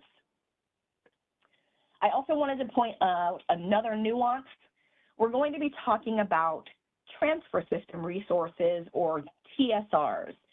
Today, in the Western Energy Imbalance Market, we have this concept. It's called an Energy Transfer System Resource, or ETSR, and it is for energy only. With the introduction of the extended day-ahead market, we have essentially dropped the letter E, and now it is a transfer system resource because this applies both to energy and to capacity as well. So how do transfer system resources work? In this picture here, I have two balancing areas and a visual representation of the transfer system resource concept, which is a mechanism used to transfer energy, obligation, and capacity between EDAM entity balancing authority areas. Each transfer is modeled as a matching pair of export-import TSRs for each direction at an intertie. You'll see the symbol ET for export transfer and IT for import transfer. These are the matching pairs of TSRs between the two BAAs circled on the screen. There can be multiple transfers defined at a given intertie and direction, as well as between multiple pairs of balancing authority areas. The net transfer is optimally distributed to individual directional transfers, either export or import, between these BAAs at specific interties. In other words, the system adds up all of the transfer activity between the BAAs and determines which one is the net importer, which is the net exporter across the matching pair of TSRs. I've drawn an orange arrow on the screen here to represent a situation where the BAA on the left is a net exporter and the BAA on the right is a net importer. TSRs are statically defined by registering them in master file to facilitate BA rights or long-term rights holders. I will show you how that works. And they're also dynamically defined in Cyber at the same time that schedules are submitted. I'm also going to clarify some terminology for you, and I do want to point out this section when we talk about transfer system resources is probably the most technical section that we're going to go through, and so bear with me. You'll see a lot of acronyms and numbers and all of that. This is probably the most in the weeds section of the material that we have to cover today. So we've got two concepts that I wanted to compare side by side. First of all, there is something called a transfer location, which is essentially setting up the pipeline of transfer between two balancing areas. So it's used to register static transfer system resources, or TSRs, in the master file, as well as dynamic TSRs in Cyber. This identifies the pair of BAAs for the transfer. It identifies the location, which intertie the transfer will occur, and the direction of scheduled energy flow. It also identifies the price nodes and other attributes. On the right side, a transfer system resource, once we have set up the pipeline or the connection between the two balancing areas, the TSRs help define who can use that location and for how much, what is the capacity. So there's 4 different types of transfer system resources. They are used to register contracted rights associated with the transfer location that will be used by the scheduling coordinator. They're also used to register balancing area rights associated with the transfer location that will be used by the EDAM entity. So it determines who can use the pipeline, what types of transfers they can do, and what is the maximum capacity for their transfer.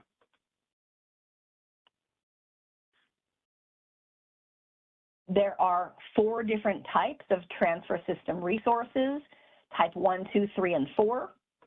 Type 1 and 2 are for EDAM scheduling coordinators. You might hear them referred to as transmission customers. Type 1 is for bilateral energy transactions between those EDAM scheduling coordinators who are exercising their physical and financial rights on each side of a transfer. And type 2 is capacity from those EDAM scheduling coordinators that release their transfer rights on each side of the transfer location. Type 3 and 4 are for EDAM entities and are related to whether or not the transfer capacity is eligible for the resource sufficiency evaluation. Type 3 can be used for RSE, type 4 cannot. So for the focus of today's session, we have type 1 and type 2 that we will discuss.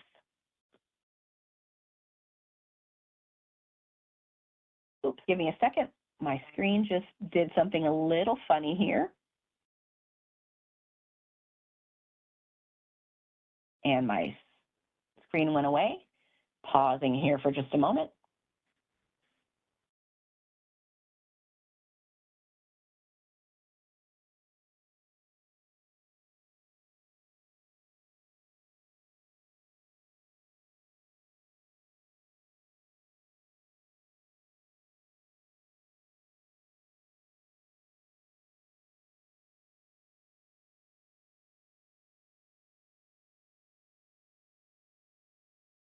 Hold on just a second, folks. WebEx is catching up with me here.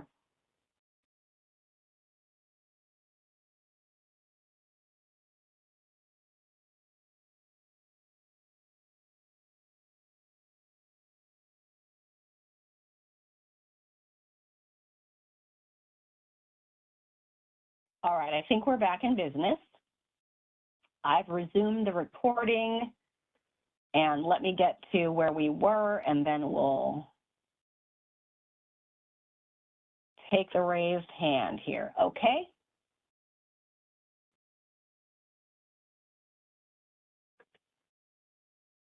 Go ahead.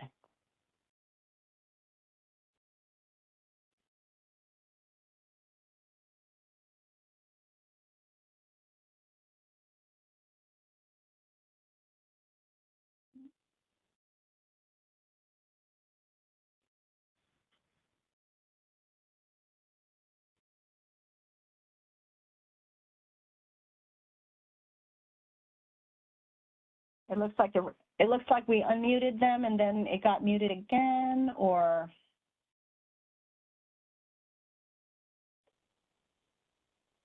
You guys hear me now? Yep, now you're I can good. hear you now. Awesome, thank you. So I'm looking at slide 52 that has the definition of a transfer system resource. And what I'm trying to understand based on that definition is whether a transfer system resource, regardless of whether it is a TSR type 1, 2, 3, or 4, fundamentally a transfer system resource, is it a modeling construct that allows for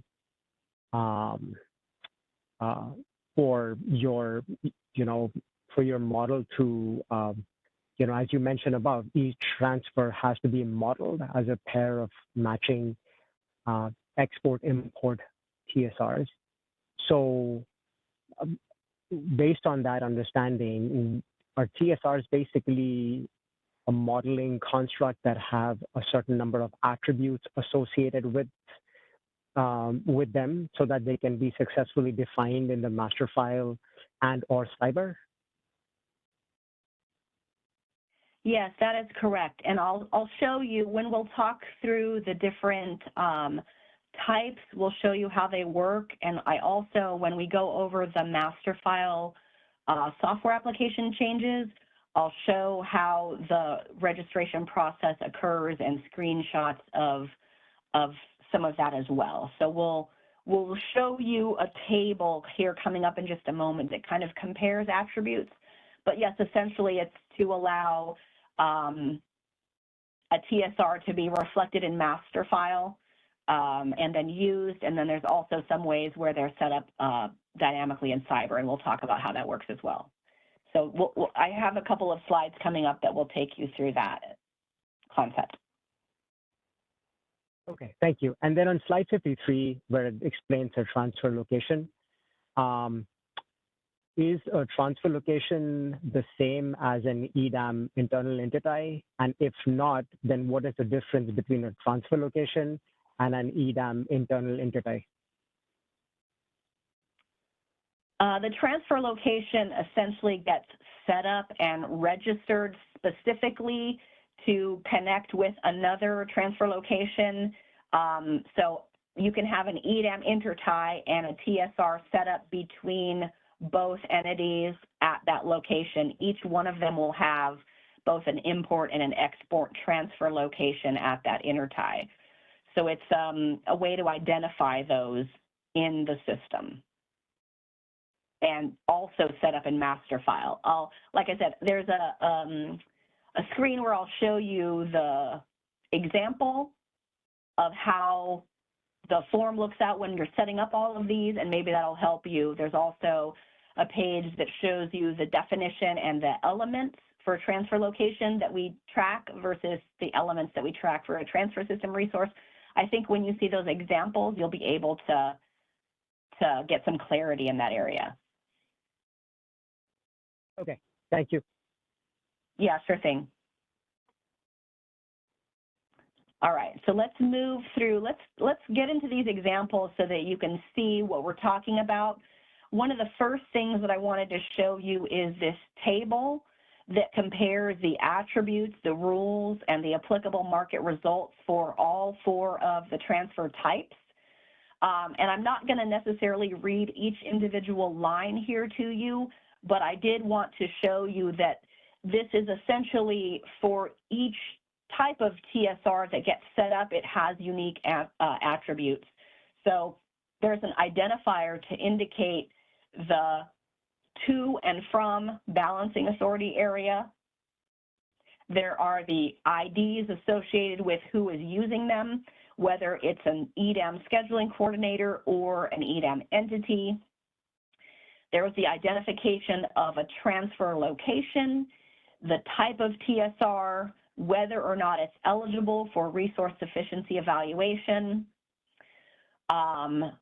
whether there is a contract reference number associated with that activity, the scheduling coordinator IDs that match up on either side, the maximum capacity limits, the maximum capacity or the limit, and then how it gets scheduled and what the potential market results could be and when that occurs. And so I'll show you how that works as we walk through each of these examples here.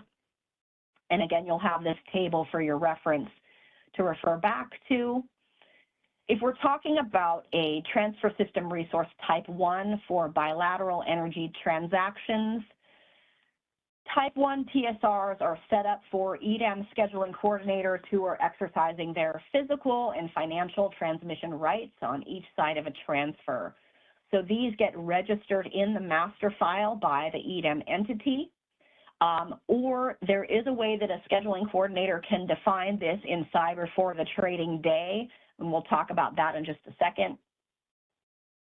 I kind of divide the registration and the use of it into 2 categories. So they need to be registered, and then there's rules around how to use them or things that you need to keep in mind. So from a self-scheduling perspective, you, the EDAM scheduling coordinator, can submit self-schedule bids under a unique contract reference number associated with this TSR. All of those contract reference numbers need to be registered in master file by the relevant EDAM entity. Self-schedule bids need to be balanced and within the entitlement. If not, they lose their physical rights, which means higher scheduling priority afforded by that CRN, but regardless, they still retain the financial right for that specific portion, if it's applicable. Regardless of the scheduling priority, a self-scheduled bid is eligible for the resource sufficiency evaluation, so they can be included during that test that occurs at the beginning of the day-ahead market. I'll go through the requirements and some examples here. And I'll also, when we get to the master file section, there are some screenshots that show you how these would be registered, and I think that will help point out the differences in transfer locations versus transfer system resources. So from a requirement perspective, Type 1 TSRs are for self-scheduled bids, not economic bids. Here, the transfer revenue for the transfer goes to the EDAM entity, so the transmission revenue. Self-scheduled bids need to be balanced on both sides between those scheduling coordinators. So on the right-hand side, I have an example. Scheduling coordinator 1 has submitted a 10 megawatt export self-scheduled bid. Scheduling coordinator 2 on the other side of the transaction has submitted a 10 megawatt import self-scheduled bid. There is validation that occurs in the bidding tool to essentially make sure everything lines up correctly. Matching intertie point, trade date, trade hour, the right contract reference number, and the megawatts are within the entitlement. This next screen I will show you goes into some of that definition and validation. Again, this section gets a little more technical than some of the content that we have, but just to show you that in the tool there are some definitions or in the master file where these transfer system resources are located and defined. Once the entity submits a list of the scheduling coordinators and associated right capacities by contract reference number at a location, those scheduling coordinators can then use those TSRs for their trade date. When they submit matching pairs of bids, so EDAM scheduling coordinator on one side submits a self-scheduled bid that matches with the other, like the picture we just showed you, the bidding tool will cross-validate that pair of TSRs and finalize the definition of that.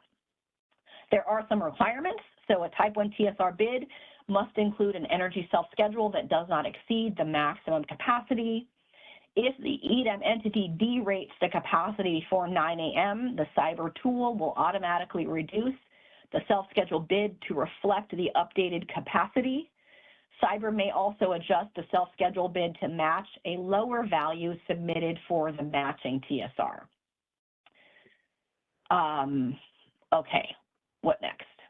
And then rebidding. So this is a little nuanced here, but EDAM scheduling coordinators must rebid Type 1 TSRs in real time to self-schedule under the contract reference number unless the CRN has expired after the day-ahead market has run. If it has expired or if there is no contract reference number, a price taker self-scheduled bid is required. The EDAM scheduling coordinator can adjust their real-time self-schedule from the day-ahead version. They can increase their bids to use reserved but unused rights from day-ahead up to that max capacity. When we go into the cyber tool changes, I will also show you where we are submitting these bids, where the contract reference numbers will show up in a drop-down. So I'll give you a little bit of visualization along with this example when we get into the software application changes. From a validation within the tool, again, they are validated to determine if the schedule is within the entitlement associated with that contract reference number. They're not balanced in real time because there is no load bid in real time. Cyber is going to set a priority indicator according to how the CRN is validated to make sure that the total of all Type 1 TSRs, self-scheduled bids, plus any release capacity does not exceed the max capacity for that CRN set by the entity for the scheduling coordinator and location. So a lot of validation behind the scenes to make sure that all of this lines up. For TSR Type 2, this is when that transmission capacity is released. So TSR type 1 is for use for bilateral energy transactions between EDAM scheduling coordinators. If you have transmission rights at a specific location and you're not going to use that in a particular hour, or you're not going to use all of it, you also have the, and when I say you, now I'm talking to the scheduling coordinator, you also have the ability to release that transmission capacity to the market and receive the revenue associated with that. So you'll have a TSR that gets registered in the master file, or in type 2, some of them are automatically generated based on released capacity. I have a picture that shows you how those line up in a couple of slides from now. To use this, you're essentially saying, I'm not going to be scheduling an export or an import, whatever, at this location.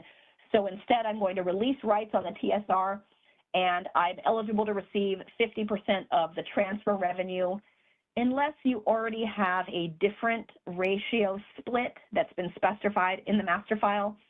These revenue splits are defined by the BAA pair at the intertie and direction. So type 2 offers transfer capacity to the market to maximize the extended day-ahead market's economic potential. The transfer revenue associated with this activity goes to the EDAM scheduling coordinator. Bids for this are only accepted for TSRs registered in the master file. They have to have a capacity limit that does not exceed the TSR's max capacity, and it gets released to EDAM for optimal scheduling. I mentioned this earlier when we talked about the day-ahead market processes. Type 2 released capacity needs to be done by 9 a.m. If you think about this from the market perspective, right? The market is going to optimize bids that it receives, and it's also going to optimize transmission. The market closes at 10 a.m., and then those market processes take place. So by 9 a.m., the released capacity needs to be made available so that there's additional time between then and the bidding deadline at 10 for that to be used.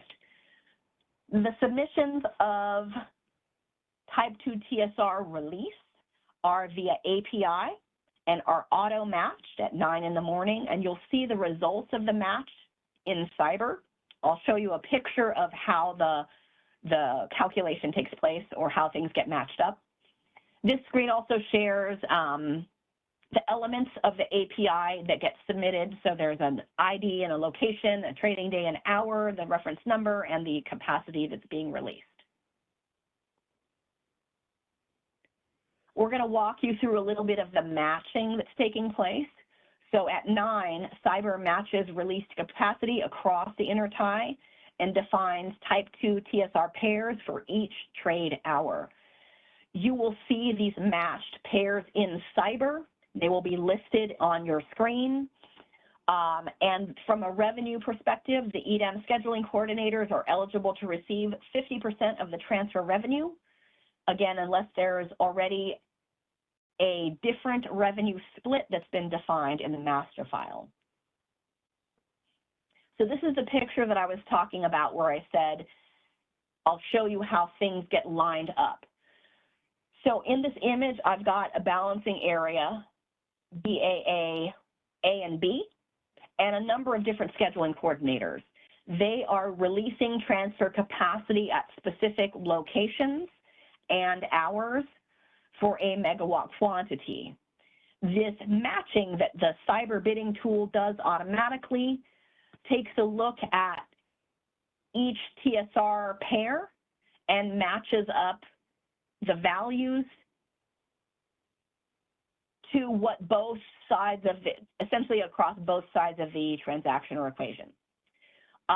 There are some nuances when CAISO is the BAA at a CAISO transfer location, which is also a CAISO scheduling point. Cyber will match the release capacity from EDAM SCs on the EDAM BAA side with the new firm transmission capacity released by CAISO at that scheduling point, and all TSRs, regardless of the type that they are, and all import or export resources at that scheduling point will be subject to the applicable intertie scheduling limits. I know I threw a lot at you there, but here's a recap of type 1 and type 2. So type 1 is essentially bilateral energy transactions. So for example, a supplier with a long-term contract to supply load in another BA would likely have TSR type 1 and TSR type 2 set up in the master file. They would be using TSR type 1 when scheduling energy for delivery to load, and using TSR type 2 when releasing transmission capacity or a portion of it to the market. I want to note here that EDAM SC's transmission capacity can also be released by the entity for EDAM optimization by TSR type 3 instead of being released by the EDAM SC. Instructions around that get shared with the EDAM entity when they're in their EDAM onboarding process. Again, we're focusing on the EDAM SC in today's session and type 1 and type 2. From a market awards perspective, day-ahead market awards for TSRs across the 4 different types could fall into any of these categories. So all of them are associated with an energy schedule. Types 3 and 4 are for the EDAM entity. The EDAM entity has the ability to allocate ancillary services or indicate the serving of ancillary services through a TSR type 3 to account for self-provided ancillary services. I will show you a little bit of a peek into, when we look into the cyber software application changes, I will show you a little bit of a peek into the screens that apply in those scenarios, both on the entity side and the SE side. Probably the only entity screen that we'll see in today's session. But anyway, this compares the various different types of awards that could be done at for those specific types. I also wanted to point out from a real-time perspective, all day-ahead market schedules and awards are rolled over to the real-time market. There are no TSR bids submitted in real time except for type 1 that must be rebid to reaffirm the exercise of CRNs via self-scheduling, subject to the validation of that entitlement. Again, it validates the entitlement. It doesn't do a balancing validation because there are no load bids in real time. And then Cyber generates TSR bids with the day-ahead schedules and day-ahead awards. And then day-ahead transfer system resource schedules and awards do not get optimized in real time, but they may be reduced for D rates to the maximum capacity based on the needs of that entity or that balancing area. If they do get reduced, those are published by Cyber for transfer revenue deviation settlement. Again, questions about settlement and how that works, we'll be talking about settlements in Wednesday's session. This slide probably has way too many words, my apologies, but essentially the highlight here is these schedules can be updated in real time. The entity or the balancing area has the ability to adjust this in real time, and these updates might occur for a number of different reasons. Real time validates the total scheduled capacity at certain locations and essentially makes sure that the amount of capacity that's been allocated does not exceed what is available on those lines. And then there's certain kind of rules that explain how things get limited based on capacity. This is all really more operations focused. In the operating of a balancing area, there's adjustments that need to occur in real time. And so this points out some of those changes. From a transfer revenue allocation perspective, I know that I said we were not going to talk about settlements, but I did want to just briefly give a moment here for you to take a look at this, just to kind of close the loop on this and then kind of tee up further discussion on Wednesday's settlement session. A recap of the transfer revenue associated with these TSRs. The allocation, except for the type 2 transfer capacity that gets released before 9, generally the transfer revenue is split evenly between the EDAM entities on each side of the transfer. The type 2 transfers go directly to the scheduling coordinator.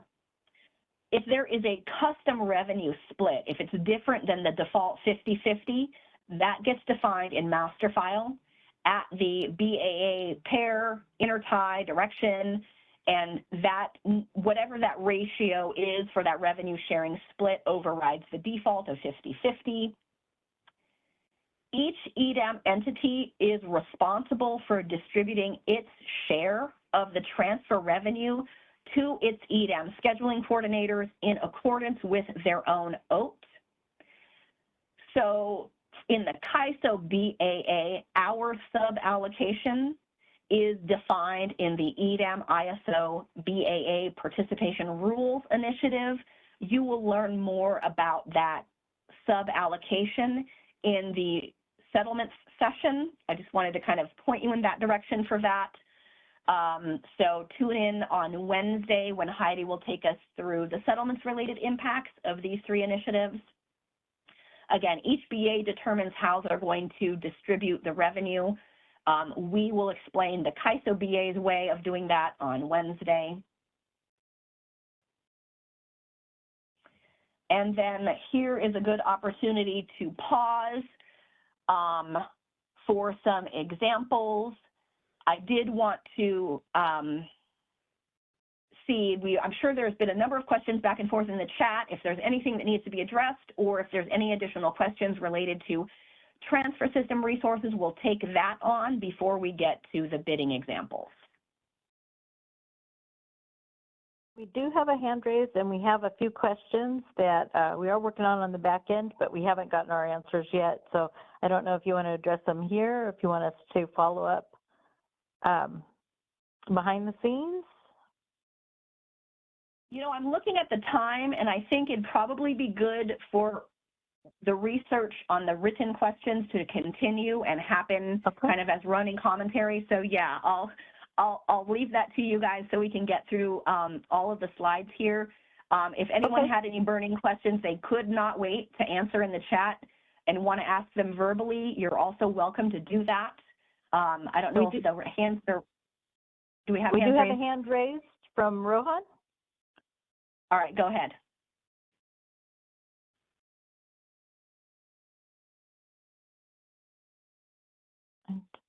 Let me see if I can unmute him again. So you should be able to unmute yourself, Rohan. There you go. Okay, can you hear me? Yep, we can hear you. Perfect. I was just saying that I'm happy to wait if CAISO is researching the answer to the question that I have put in the chat regarding the SC's ability to release rights both to and from the entity. So if you're already looking into it, yeah, I can wait to whenever you have the answer later. All right, thank you. We'll go ahead and let that be researched. All right, let's dive into some bidding examples. I've promised you this for a little while now. We walked through all of the EDAM processes and explained how it works, but let's really get into the details of what that means from a bidding perspective. Scheduling coordinators are going to bid their resources into a variety of market products. We've talked about those market products. We're going to discuss how they get optimized. And I'm going to kind of work through some examples with you. So first of all, our market engines, a security constrained unit commitment process, that methodology. The goal of that is to maximize economic efficiency, relieve network congestion. It considers physical constraints to achieve least cost resource commitment and scheduling. We're doing this across the full 24 hours of the trade date, and then market results are published to provide demand and supply with their day-ahead schedules and awards. Some bidding parameters. On the left-hand side, there's nothing new with regard to bids for energy. On the right-hand side, there's bids for imbalance reserves and reliability capacity. They are one-segment bid curves, meaning there's a bid plus a megawatt amount. There is a new default availability bid that is used for market power mitigation for both imbalance reserves and reliability capacity. For reliability capacity, there's also a note that we want to share that there's automatic bid insertion for reliability capacity up for certified resources. And again, point out nothing new here, that there is a bid cap, not a price cap. So the bid cap reflects what you're able to submit your bids into, but the price that the market generates could be above or below those boundaries. How does a day-ahead award affect a resource's real-time position? The day-ahead market is a financial position only. However, those day-ahead awards do directly affect your resource's real-time position. As a scheduling coordinator, you are expected to deliver your day-ahead award in real time or bid something else. Your day-ahead award for energy becomes your resource's day-ahead schedule. You can rebid this in real time economically if you choose to. You can self-schedule and submit economic bids. There is a nuance regarding TSRs. Only type 1 can be rebid in real time. For all of the others, 2, 3, and 4, there is no rebid. That just flows into real time. I did want to point out some day-ahead bidding rules. I took this picture, which we're going to kind of deconstruct some examples along a similar visualization. I took this picture from the BRS for DAME to show you the bidding rules for imbalance reserves and reliability capacity and how they kind of go above and below your bids for energy. There is a table in this BRS that's called the resource eligibility table. Sorry, guys, getting a little tongue-tied. Been speaking for a little bit. I'll go slower. The resource eligibility table is in the BRS, and you can take a look at it to identify the resources that are eligible to bid into the new market products, along with the obligations associated with that. Your capacity awards do have an impact on what your day-ahead energy schedule is, and I wanted to walk through how that works. So a resources awards in day-ahead have a must-offer obligation to submit bids for energy in real time to cover the range of market awards. If the scheduling coordinator does not submit bids, the market will insert bids to make sure the resource meets its must-offer obligation. The day-ahead energy schedule gets impacted by the awards for imbalance reserve up and reliability capacity up, and imbalance reserve down and reliability capacity down. I will show you how the up awards are added to the top of the energy awards and the down awards are subtracted from the energy awards to determine what this resource needs to do in real time. Here is another picture that I took from a BRS, from a business requirements document for DAME. This is the real-time bidding obligations, along with a resource eligibility table that, again, you can take a look at to see which resources are eligible to bid into these new market products. I wanted to walk you through a couple of examples that show you how these bids can be submitted in real time as a combination of self-scheduled bids and economic bids. Remember, you do not have to do what I'm showing you. I'm just going to show you one of these options. You do have the ability, I kind of put together these examples of how to submit self-schedules and economic bids because they are more complex examples. You do have the ability to submit in real time everything economically from your PMIN up to your PMAX. But I just wanted to kind of demonstrate for you, if you wanted to combine self-schedules and economic bids, how the two would work together. Again, you can choose to bid everything in economically if you would prefer. So we're going to go ahead and walk through some examples. This first example is so you can see how a resources day-ahead award gets impacted in real time based on imbalance reserves. So this example will have awards for energy and awards for imbalance reserves. This resource has a PMIN of 10 megawatts and a PMAX of 150 megawatts. The scheduling coordinator has submitted bids into a number of market products. When the day-ahead market results are published, we see that the resource has received an award for 100 megawatts of energy for this hour. You'll see I've added a gray arrow to the image pointing to where the energy award is. You can use this as a visual indicator to help you keep track of the energy award as it gets adjusted by the capacity awards. So 100 megawatts of energy, you can see it kind of visually filling up on the image of the resource at where the 100 mark would be in connection to the Pmax of 150. The resource has an award also for 50 megawatts of imbalance reserves down. Now, imbalance reserves down is subtracted from the energy award to determine the resource's real-time self-schedule bid for this hour. Now, again, the example is showing you how self-schedules and economic bids can be submitted together. This is not a you have to do it this way. This is a if you want to do it this way, this is how you would do it. Again, you could do it so where you were not submitting a self-schedule and just fully bidding this resource in economically in real time. If you are doing a combination of self-schedules and economic bids, your self-schedule in real time for this hour will begin at 50 megawatts. Or not begin at, will be for 50 megawatts. And then the real-time economic bid curve begins where the self-schedule bid ends. I mentioned that we were going to show you how imbalance reserves affect the energy award. So we have the down award that was subtracted from the energy award to show you where your self-schedule bid would be. We also have to add the imbalance reserves to it. So this resource has an award for 15 megawatts of imbalance reserves up for this particular hour. So that gets added to the top of the energy award so that your economic bid curve now begins where the self-schedule ends and goes up to 115.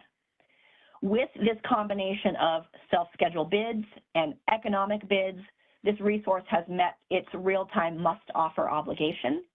With a combination of these two, any additional capacity for the resource can also be included in the economic bid curve at the discretion of the scheduling coordinator. You can see kind of the empty shaded space at the top between 115 to 150.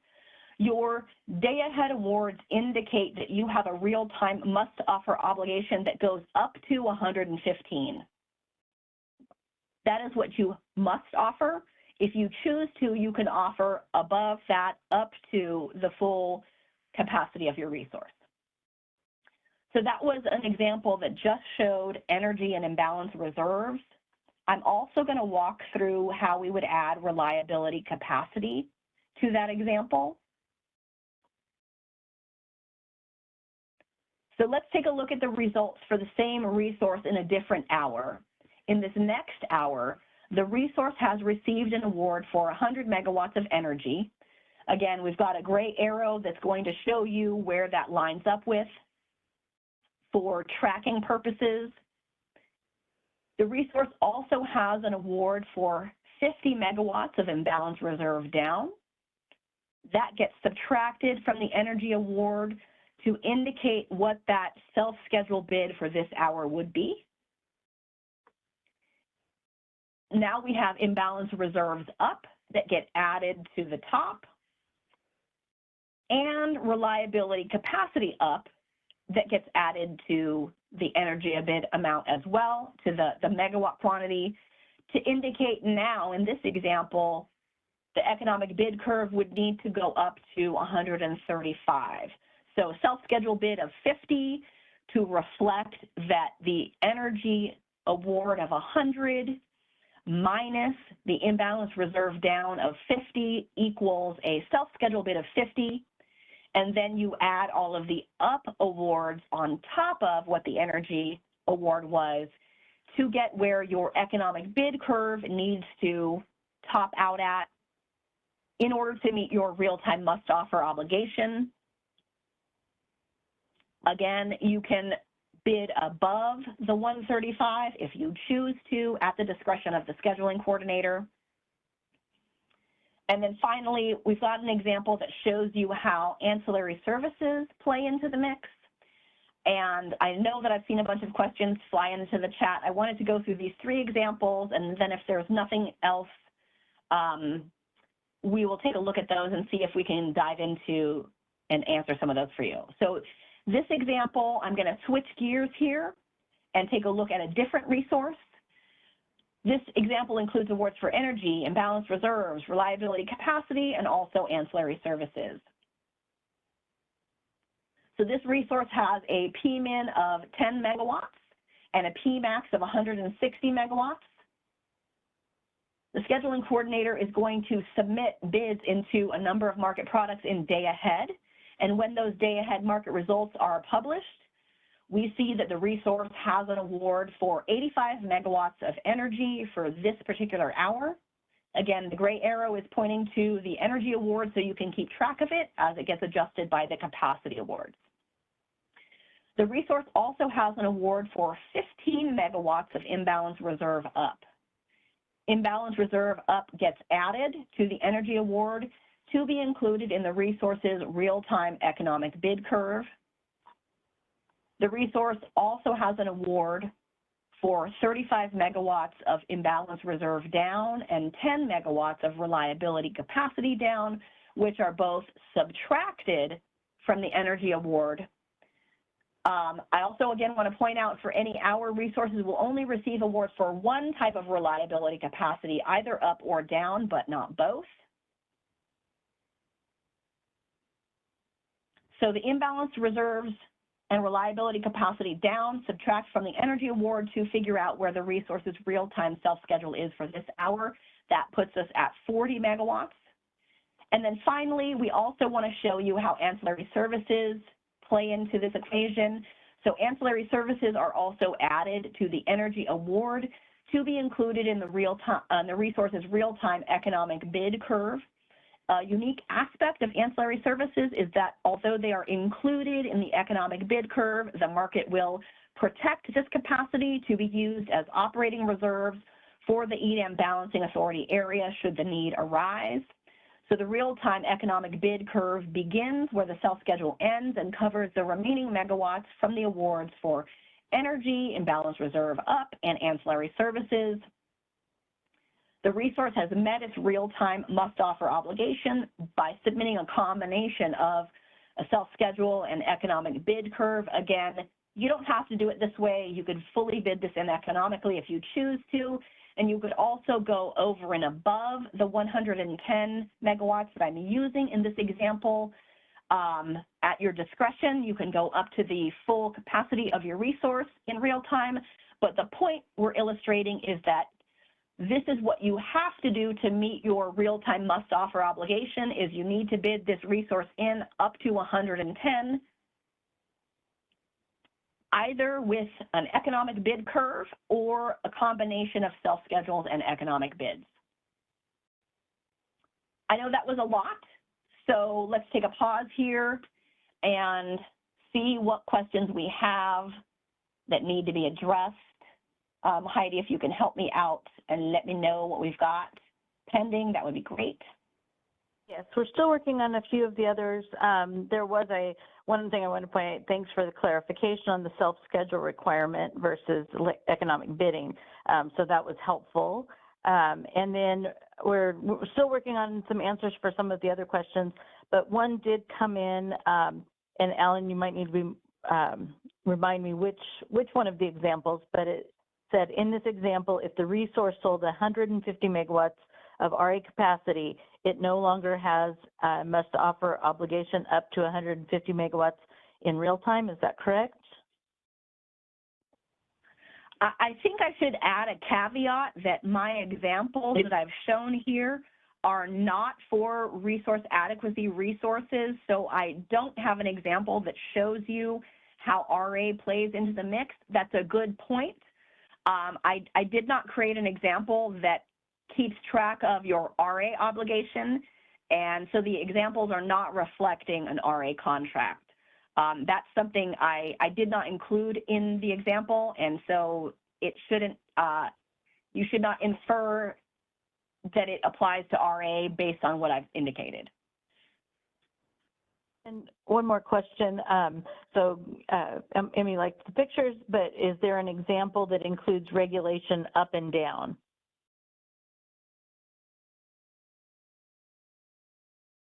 I also don't have a visual example that includes regulation.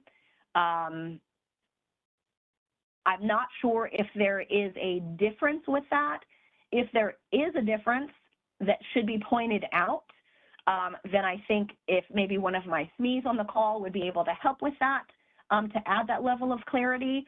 I just selected a type of ancillary services as an example, but there wasn't a specific reason why I chose that one of the 4 types.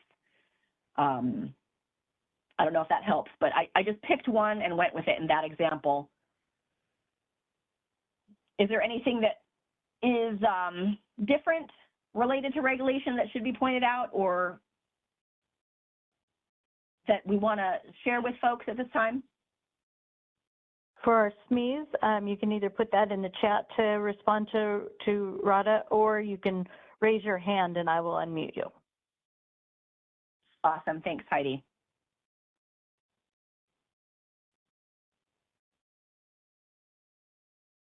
So it's Michael here. So there's no real difference in what is protected. You let us know which type it is. And I think regulation just kind of comes in people's minds differently because it's, you know, a high quality, real-time product and not dispatched in the market other than ABC in today's world, which we won't get into here.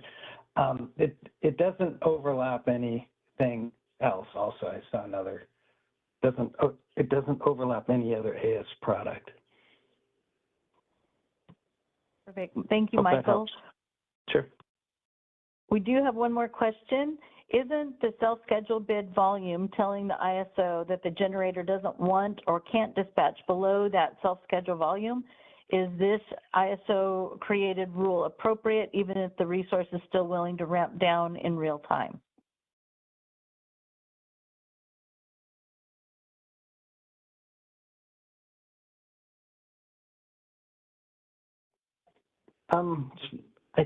There is a penalty price that would actually, if needed, you could get dispatched below a self-schedule, but it's pretty high up there, meaning it's highly protected. I don't know exactly where it falls in the range, but it's generally you're not going to get dispatched below a self-schedule.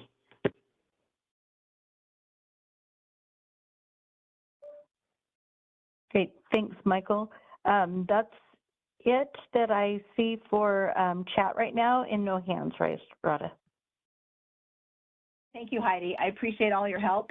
You've been a great operator. Thank you so much. Okay, we are reaching the application changes section of this presentation. I do want to point out, for those of you on the call who are not currently bidding or scheduling in the market, the remainder of this session may go a bit deeper than what you need.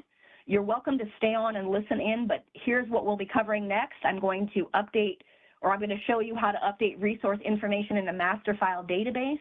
We're going to look at screenshots of new sections that have been added to the bidding tool, Cyber. I'm going to show a couple of screenshots of new menus for reports in CMRI and OASIS.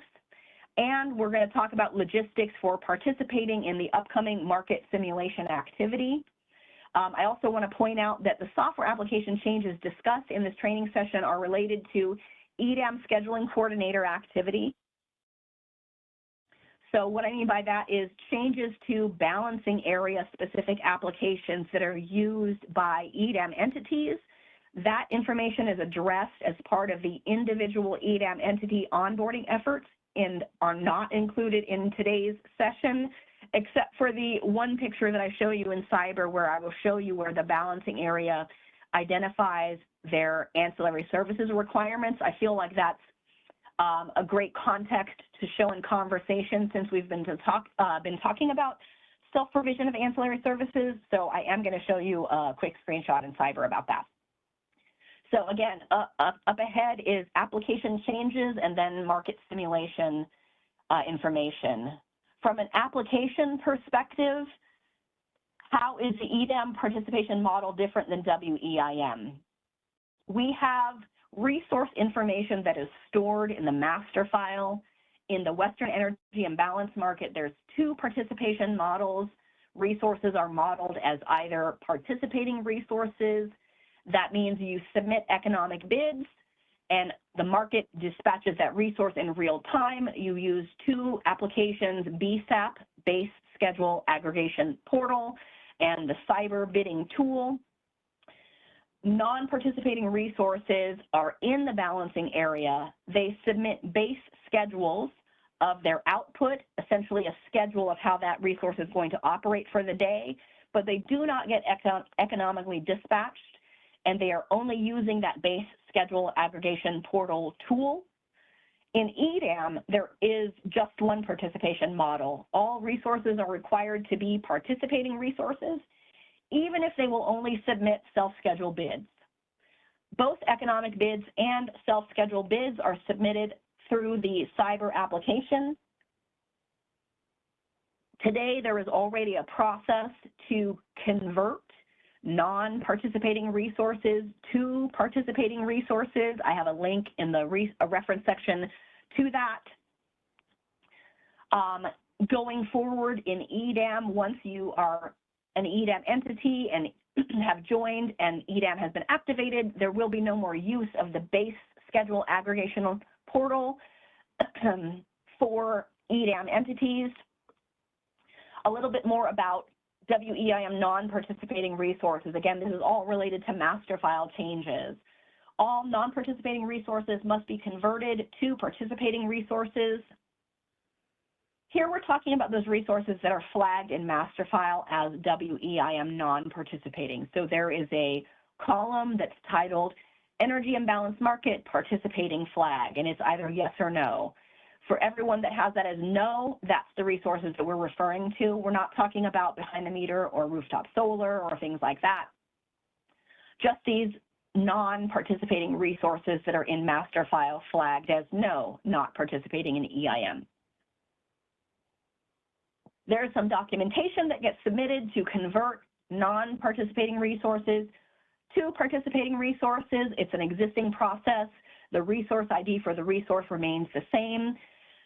The EDAM entity, your balancing area, and the scheduling coordinator will probably work together to figure out how to set these up. Some of these non-participating resources right now are under the ID of the entity and need to be transferred directly to an EDAM scheduling coordinator, so you will coordinate that with your EDAM entity directly.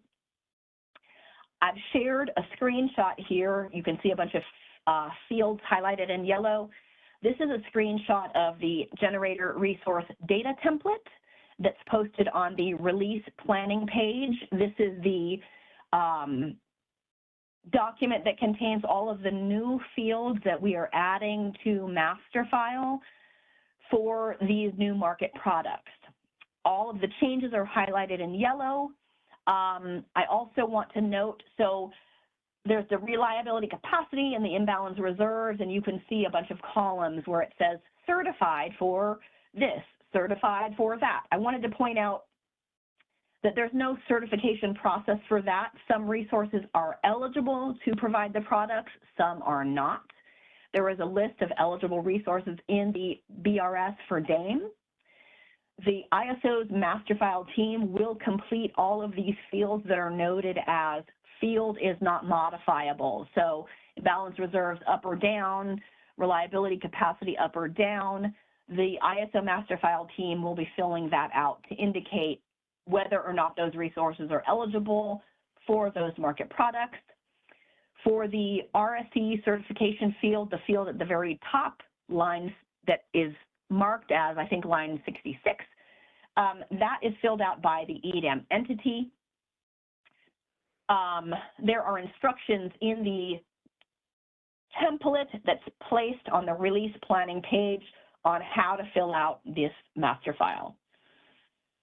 There are also other changes that might apply. So there's a business requirements document for both initiatives, DAME and EDAM. There's some additional master file sections in there that you should take a look at. The screenshot on the screen I just showed you was one of the highlighted sections of the GRDT.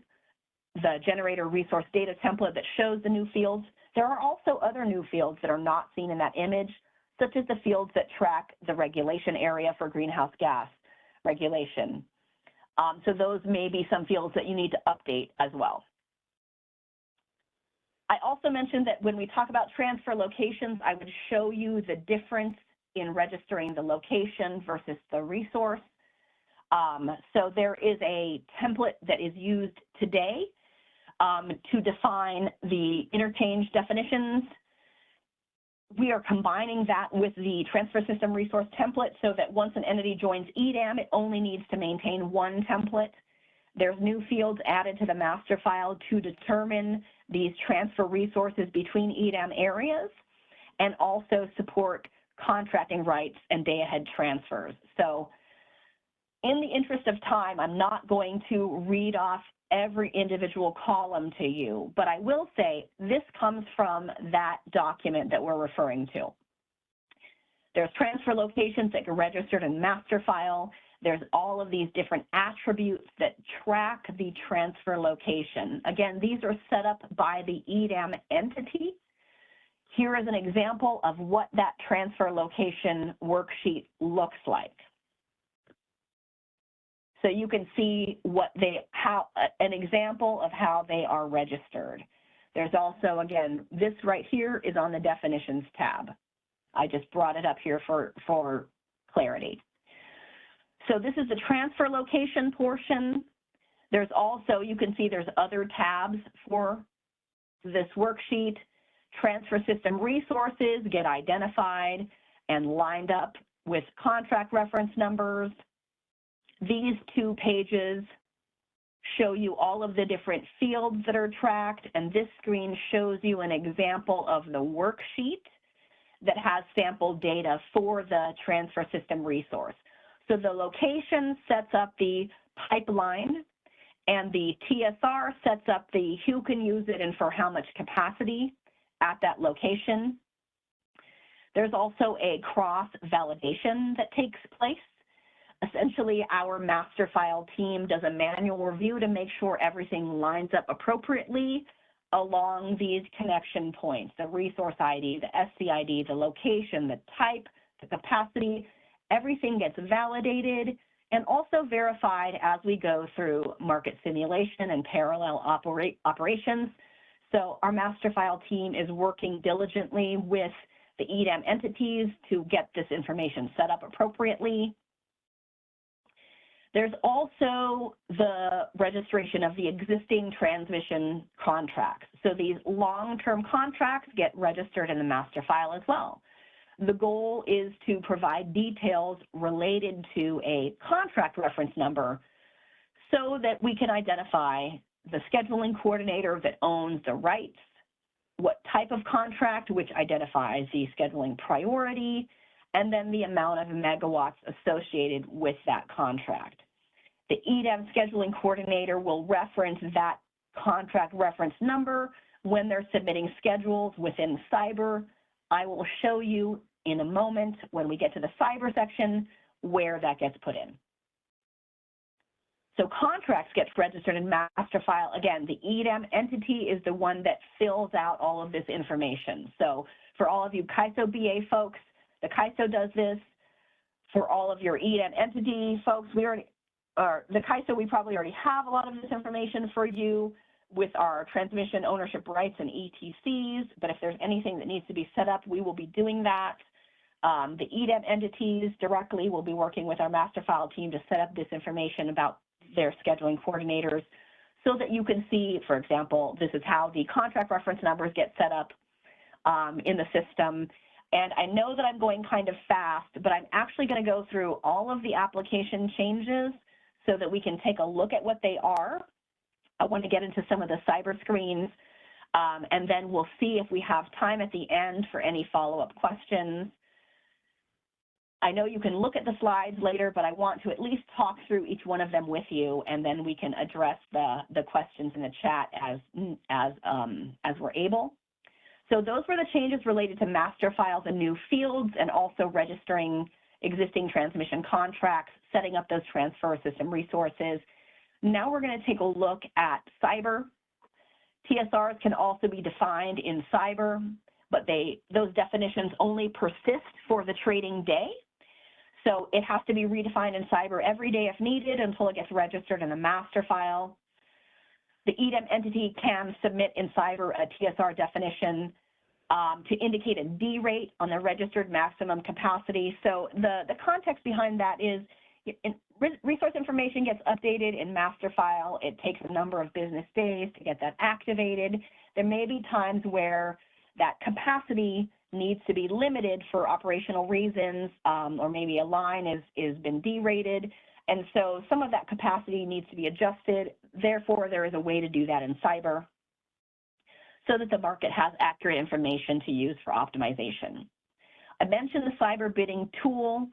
It has a series of business rules that apply that have been posted. I've kind of put a circle in this upcoming section. Our cyber page on CAISO.com shows you how things work today and also shows some information about upcoming changes.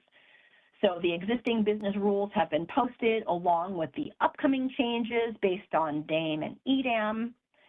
The release notes that you see there capture changes made to business rules. The release notes were just updated there at the end of June. Additional information about cyber is also posted on the ISO's developer portal. You need to have an account for that. Some cyber changes now. I'm going to go through a couple of screenshots. I promised I would show you in the cyber tool where the GHG information gets added. Excuse me, my voice seems to be cutting out here. Will last a few minutes longer.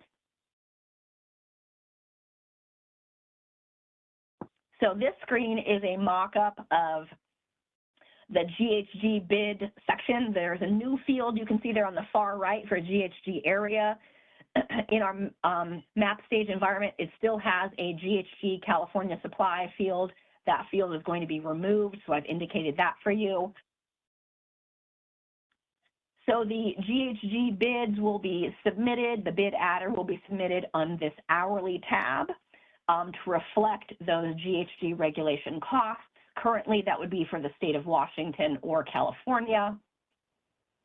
I also mentioned that I would show you where the EDAM entity provides their ancillary service requirement and also their net export transfer constraints. So in the cyber tool, there is a screen called EDAM BA requirements.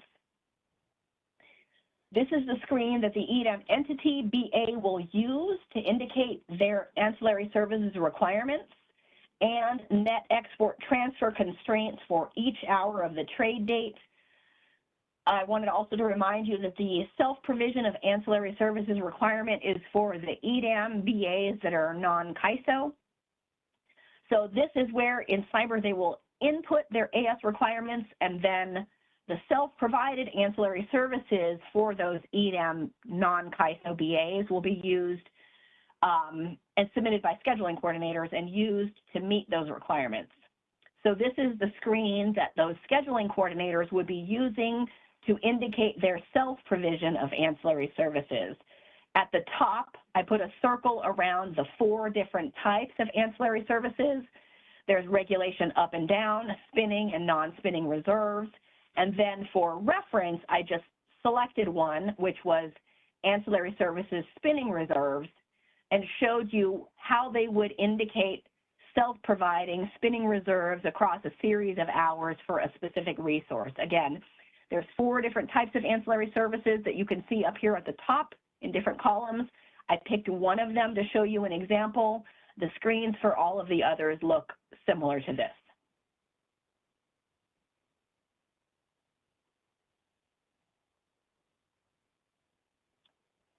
So that was ancillary service self-provision. These are the screens that go along with submitting bids for imbalance reserves. So these are the new market products. You can see imbalance reserves up here on the top. We're looking at the bidding tool, and then down here at the bottom, there's one tab, and this tab IR is used to submit bids into both of the products, imbalance reserves and up and imbalance reserves down on the same tab. there is information that needs to be put in. So the hour, the name of the resource, the megawatt capacity, the price, and then state, where you see the word state there, that is for the configuration of a multi-stage generator resource. It doesn't reflect the state geographically. All right, reliability capacity, same type of a screen. There's reliability capacity up and down. And this screen shows you the different columns or the different areas where you would input bids for reliability capacity up or down. Again, on the same tab, it looks just like the other screen. There's an hour, the name of the resource, the capacity megawatts, the price, and the state, which indicates the configuration of a multi-stage generator resource. A couple more screenshots related to cyber. This is where the TSR type 1 would be submitted. The type would be an inner tie, and there's 4 different types of bids that are used with contract reference numbers. ETC and TRR are existing types in the CAISO BA. OAT1 and OAT2 are for use for non-CAISO EDAM entities. OAT1 and OAT2 stand for Open Access Transmission Tariff 1 and 2. And the difference there is in scheduling priority. So OAT1 has a scheduling priority, a higher scheduling priority in real time than in day ahead. And OAT2 has equal scheduling priority with day ahead in real time. So it's used to indicate different scheduling priority in those areas. I mentioned that I would show you how the contract reference number gets associated with these transfer system resources.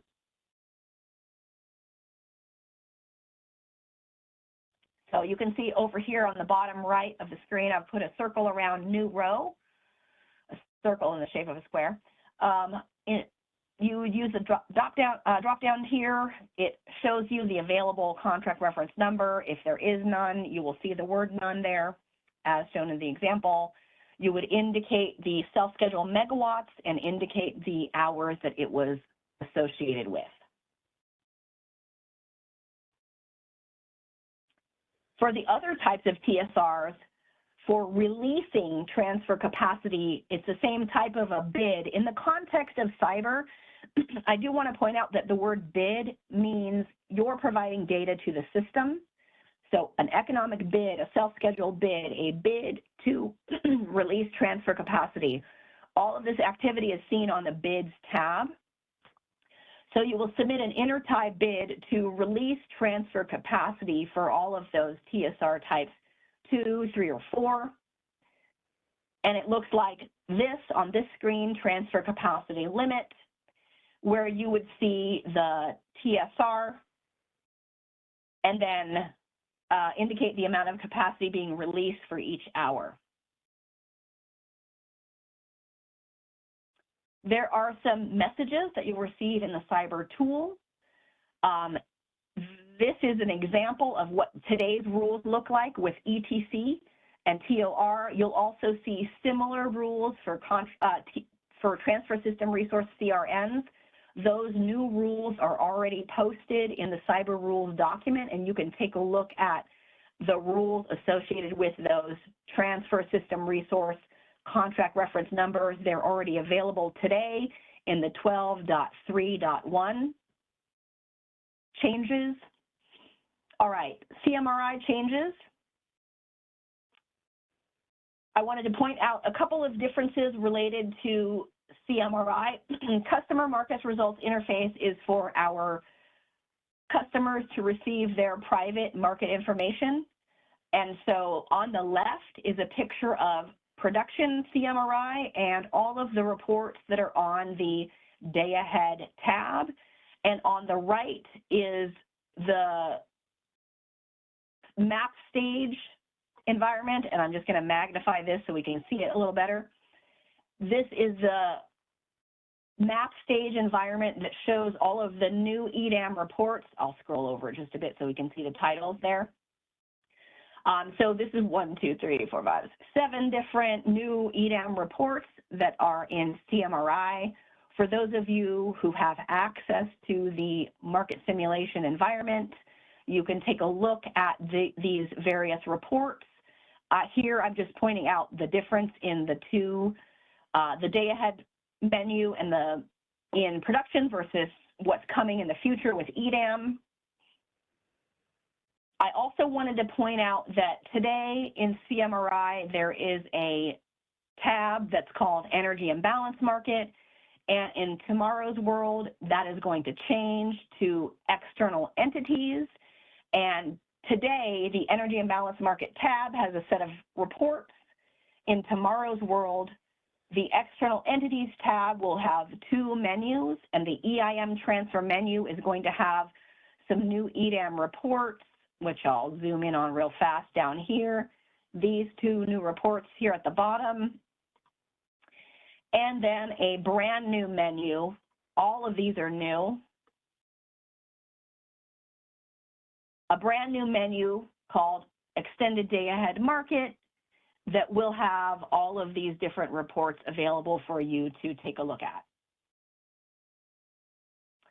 And then finally, I have just a simple mock-up for you when it comes to OASIS of some of the new menus and reports that are available. So in OASIS, there are going to be two new menus added to the Energy tab.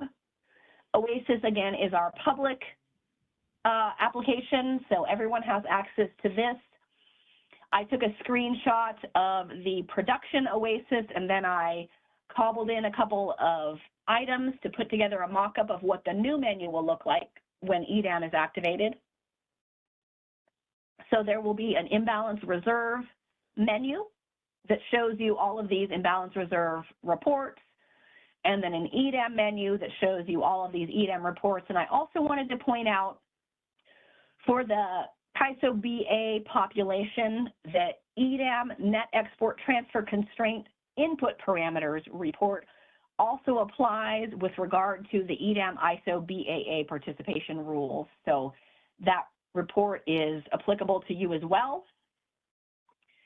I also wanted to point out that going forward, eventually, OASIS publication schedule will also be updated with the series of EDAM reports. So keep in mind that in OASIS, we have a list of a publication schedule that lists every report along with its publication interval, whether it's produced daily, hourly, every 15 minutes. So all of the EDAM reports that I just showed you on the previous mock-up will eventually make their way to this schedule. And let's see, coming up next, just a couple more slides, if you'll bear with me, folks. The last portion of this section, I really just wanted to touch on the market simulation activity and give you a quick overview into that. So in order to participate in the market simulation activity, there is a process that you would follow to say, hey, I want to actively participate in market simulation, or perhaps you don't want to actively participate, but you want to kind of see what's going on or see what's happening. You can also register to be an observer in the market simulation. The steps on this screen outline how you would accomplish that, either by submitting a request inside of the city tool or by submitting an email to marketsim@kaiso.com. You can take a look at those details. I do want to point out that there's a lot of meetings that are taking place with regard to market simulation. There are recurring meetings specifically for the population that is actively participating in market sim, to give them the opportunity to focus in on and have in-depth discussions of the details that are needed in order to participate actively in market simulation. Those meetings right now are weekly, and I believe they're planning to increase the frequency of those once we actively begin market simulation, which will be starting in September. We also have a monthly meeting, which is the Market Simulation Forum, and that's open to everyone for a high-level status update and discussion about what is transpiring in market simulation.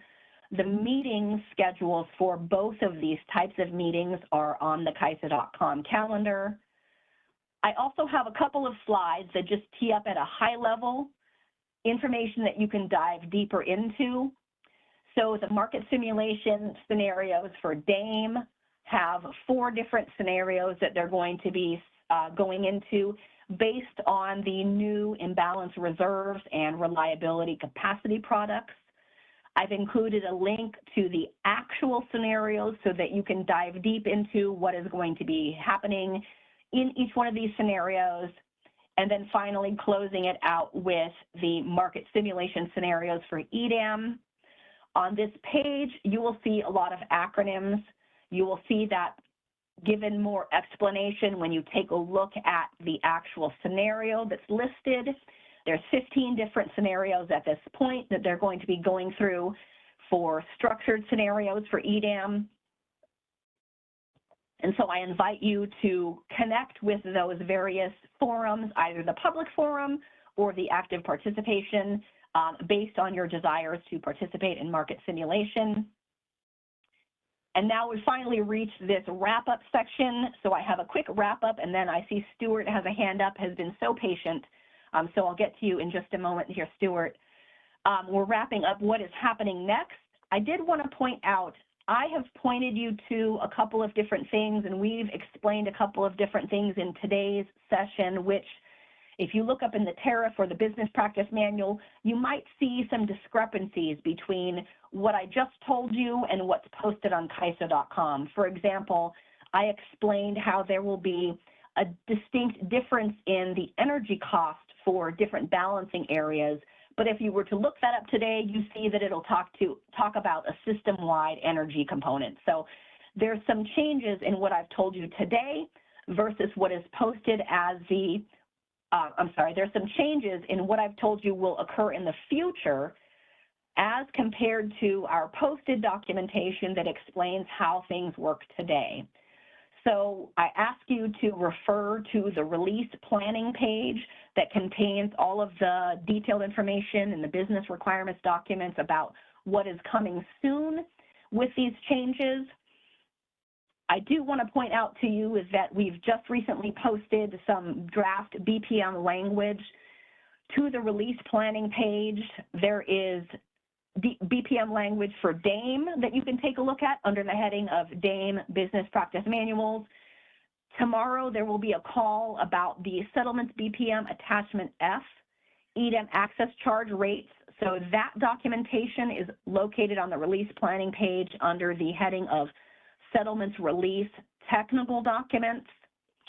I invite you to join any of our user group forums that give you an opportunity to engage with us. This information is posted on the calendar, and I'll pause here for a quick moment, check in with you, Stuart, to see what you have your hand raised as final questions.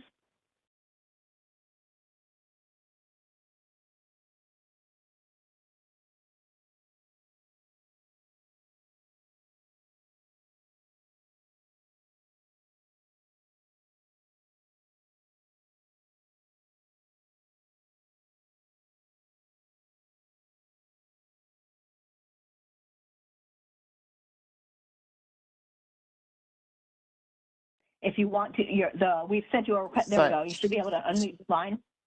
Thanks, Rhoda. Just a quick question. If you go back to the EDAM requirement tab in Cyber, I'm just trying to understand who gets access to that particular tab. Does the merchant SC get access to that tab? Because I notice it displays whether the net import constraint is active or not. I'm really thinking from a compliance perspective here, just trying to understand who has, excuse me, access to that tab. I will take you back to that screen real fast here. Let me pause here for a second and go back.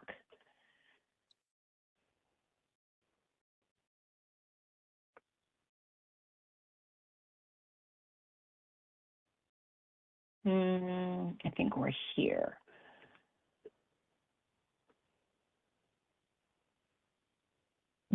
Okay, this screen here, the EDAM BA requirement. So this is for the entity side of the house. This information gets input by the entity, and then there will be reports about the net export constraints that are published to OASIS related to whether the entity has set this up. So this screen is not for the merchant. Okay. This screen is for the balancing area. And then there is information that gets posted. I think I outlined that on when we talked about the CAISO's net export transfer constraint. That information will be published on OASIS as far as what has been set. But again, no, the merchant doesn't see this screen. This is just for the entity. Perfect. So no compliance issues there. Then can you go back to the GHG screen in cyber? You mentioned something was changing for California, and I've been trying to run this down. I'm assuming, my latest understanding is that if you're an SC in California, you put in a bid and it's assumed part of that bid incorporates the GHG adder.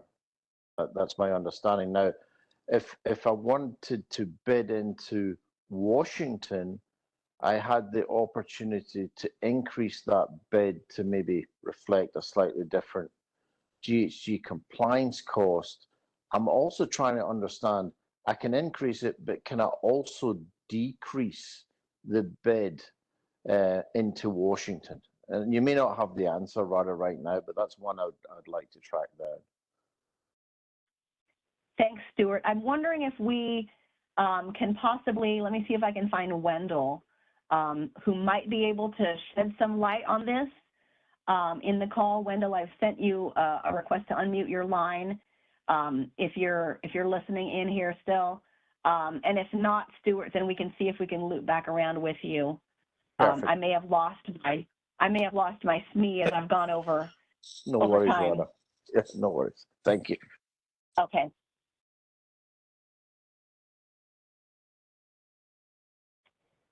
Yeah, so I'm not hearing Wendell chime in, so we'll have to loop back around with you. I know there's a nuance there. Oh, here we go. Hello. Hi, Wendell. Yeah, hi. It took a long while, but the message just came up for me to unmute. Okay, that's so odd. You probably just sitting on your hands like, let me answer. Yeah. Okay. So, yes, I think to answer Stuart's question, if your resource resides in California, yes, those costs are incorporated in your startup, min load, those type of things for the adders. If you want to offer into Washington, then that's where the GHG bid comes in, where you would specify the GHG area of Washington with that bid capacity along with a price. That's where that would come in. You can, set your price for Washington, within the bid. There's also, we have future GHG obligation functionality coming that will also allow you to decrease the obligation amount. There's no price with that, but it would be, whatever registered GHG obligation you have for a specific GHG area, you would be able to further restrict. And then that would become part of the bid that the market would then receive and be able to allocate accordingly.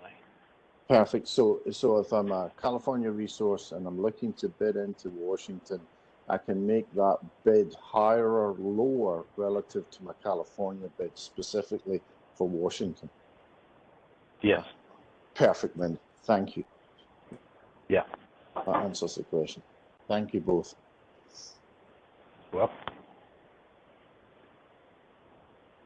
All right. Thanks, Wendell, for that clarity. And thanks, folks, for hanging in with us. I know we went over a little bit over time, but I'm glad that there was a lot of discussion on these topics. So we're going to go ahead and wrap up here. There's a link to a survey here, and I'll also be sent out to everyone who logged in today. I would really appreciate it if you take a couple minutes to complete this, to let us know how we did, give us some feedback so that we can make sure we improve future training for you. The goal is to help you be informed, and so I hope that we were able to accomplish that for you today and answer your questions. Thank you so much for your participation in today's session. You can send us questions to customerreadiness@CAISO.com, or if you have stakeholder-specific questions, you can submit questions through Citi, or you can contact your direct scheduling coordinator, or use the contact page on CAISO.com to submit your questions. We're going to go ahead and conclude the session for today. Thank you so much for your participation. When we get this recording, we will post it on the releases page on the Training Center next to the presentation, and we'll also collate all of these questions and answers that have come up in the chat and post that next to there as a Q&A for this session so that you'll have access to that information as well. Thank you for your participation today, and we appreciate your participation, and we hope to see you in a future session. Thanks, everyone.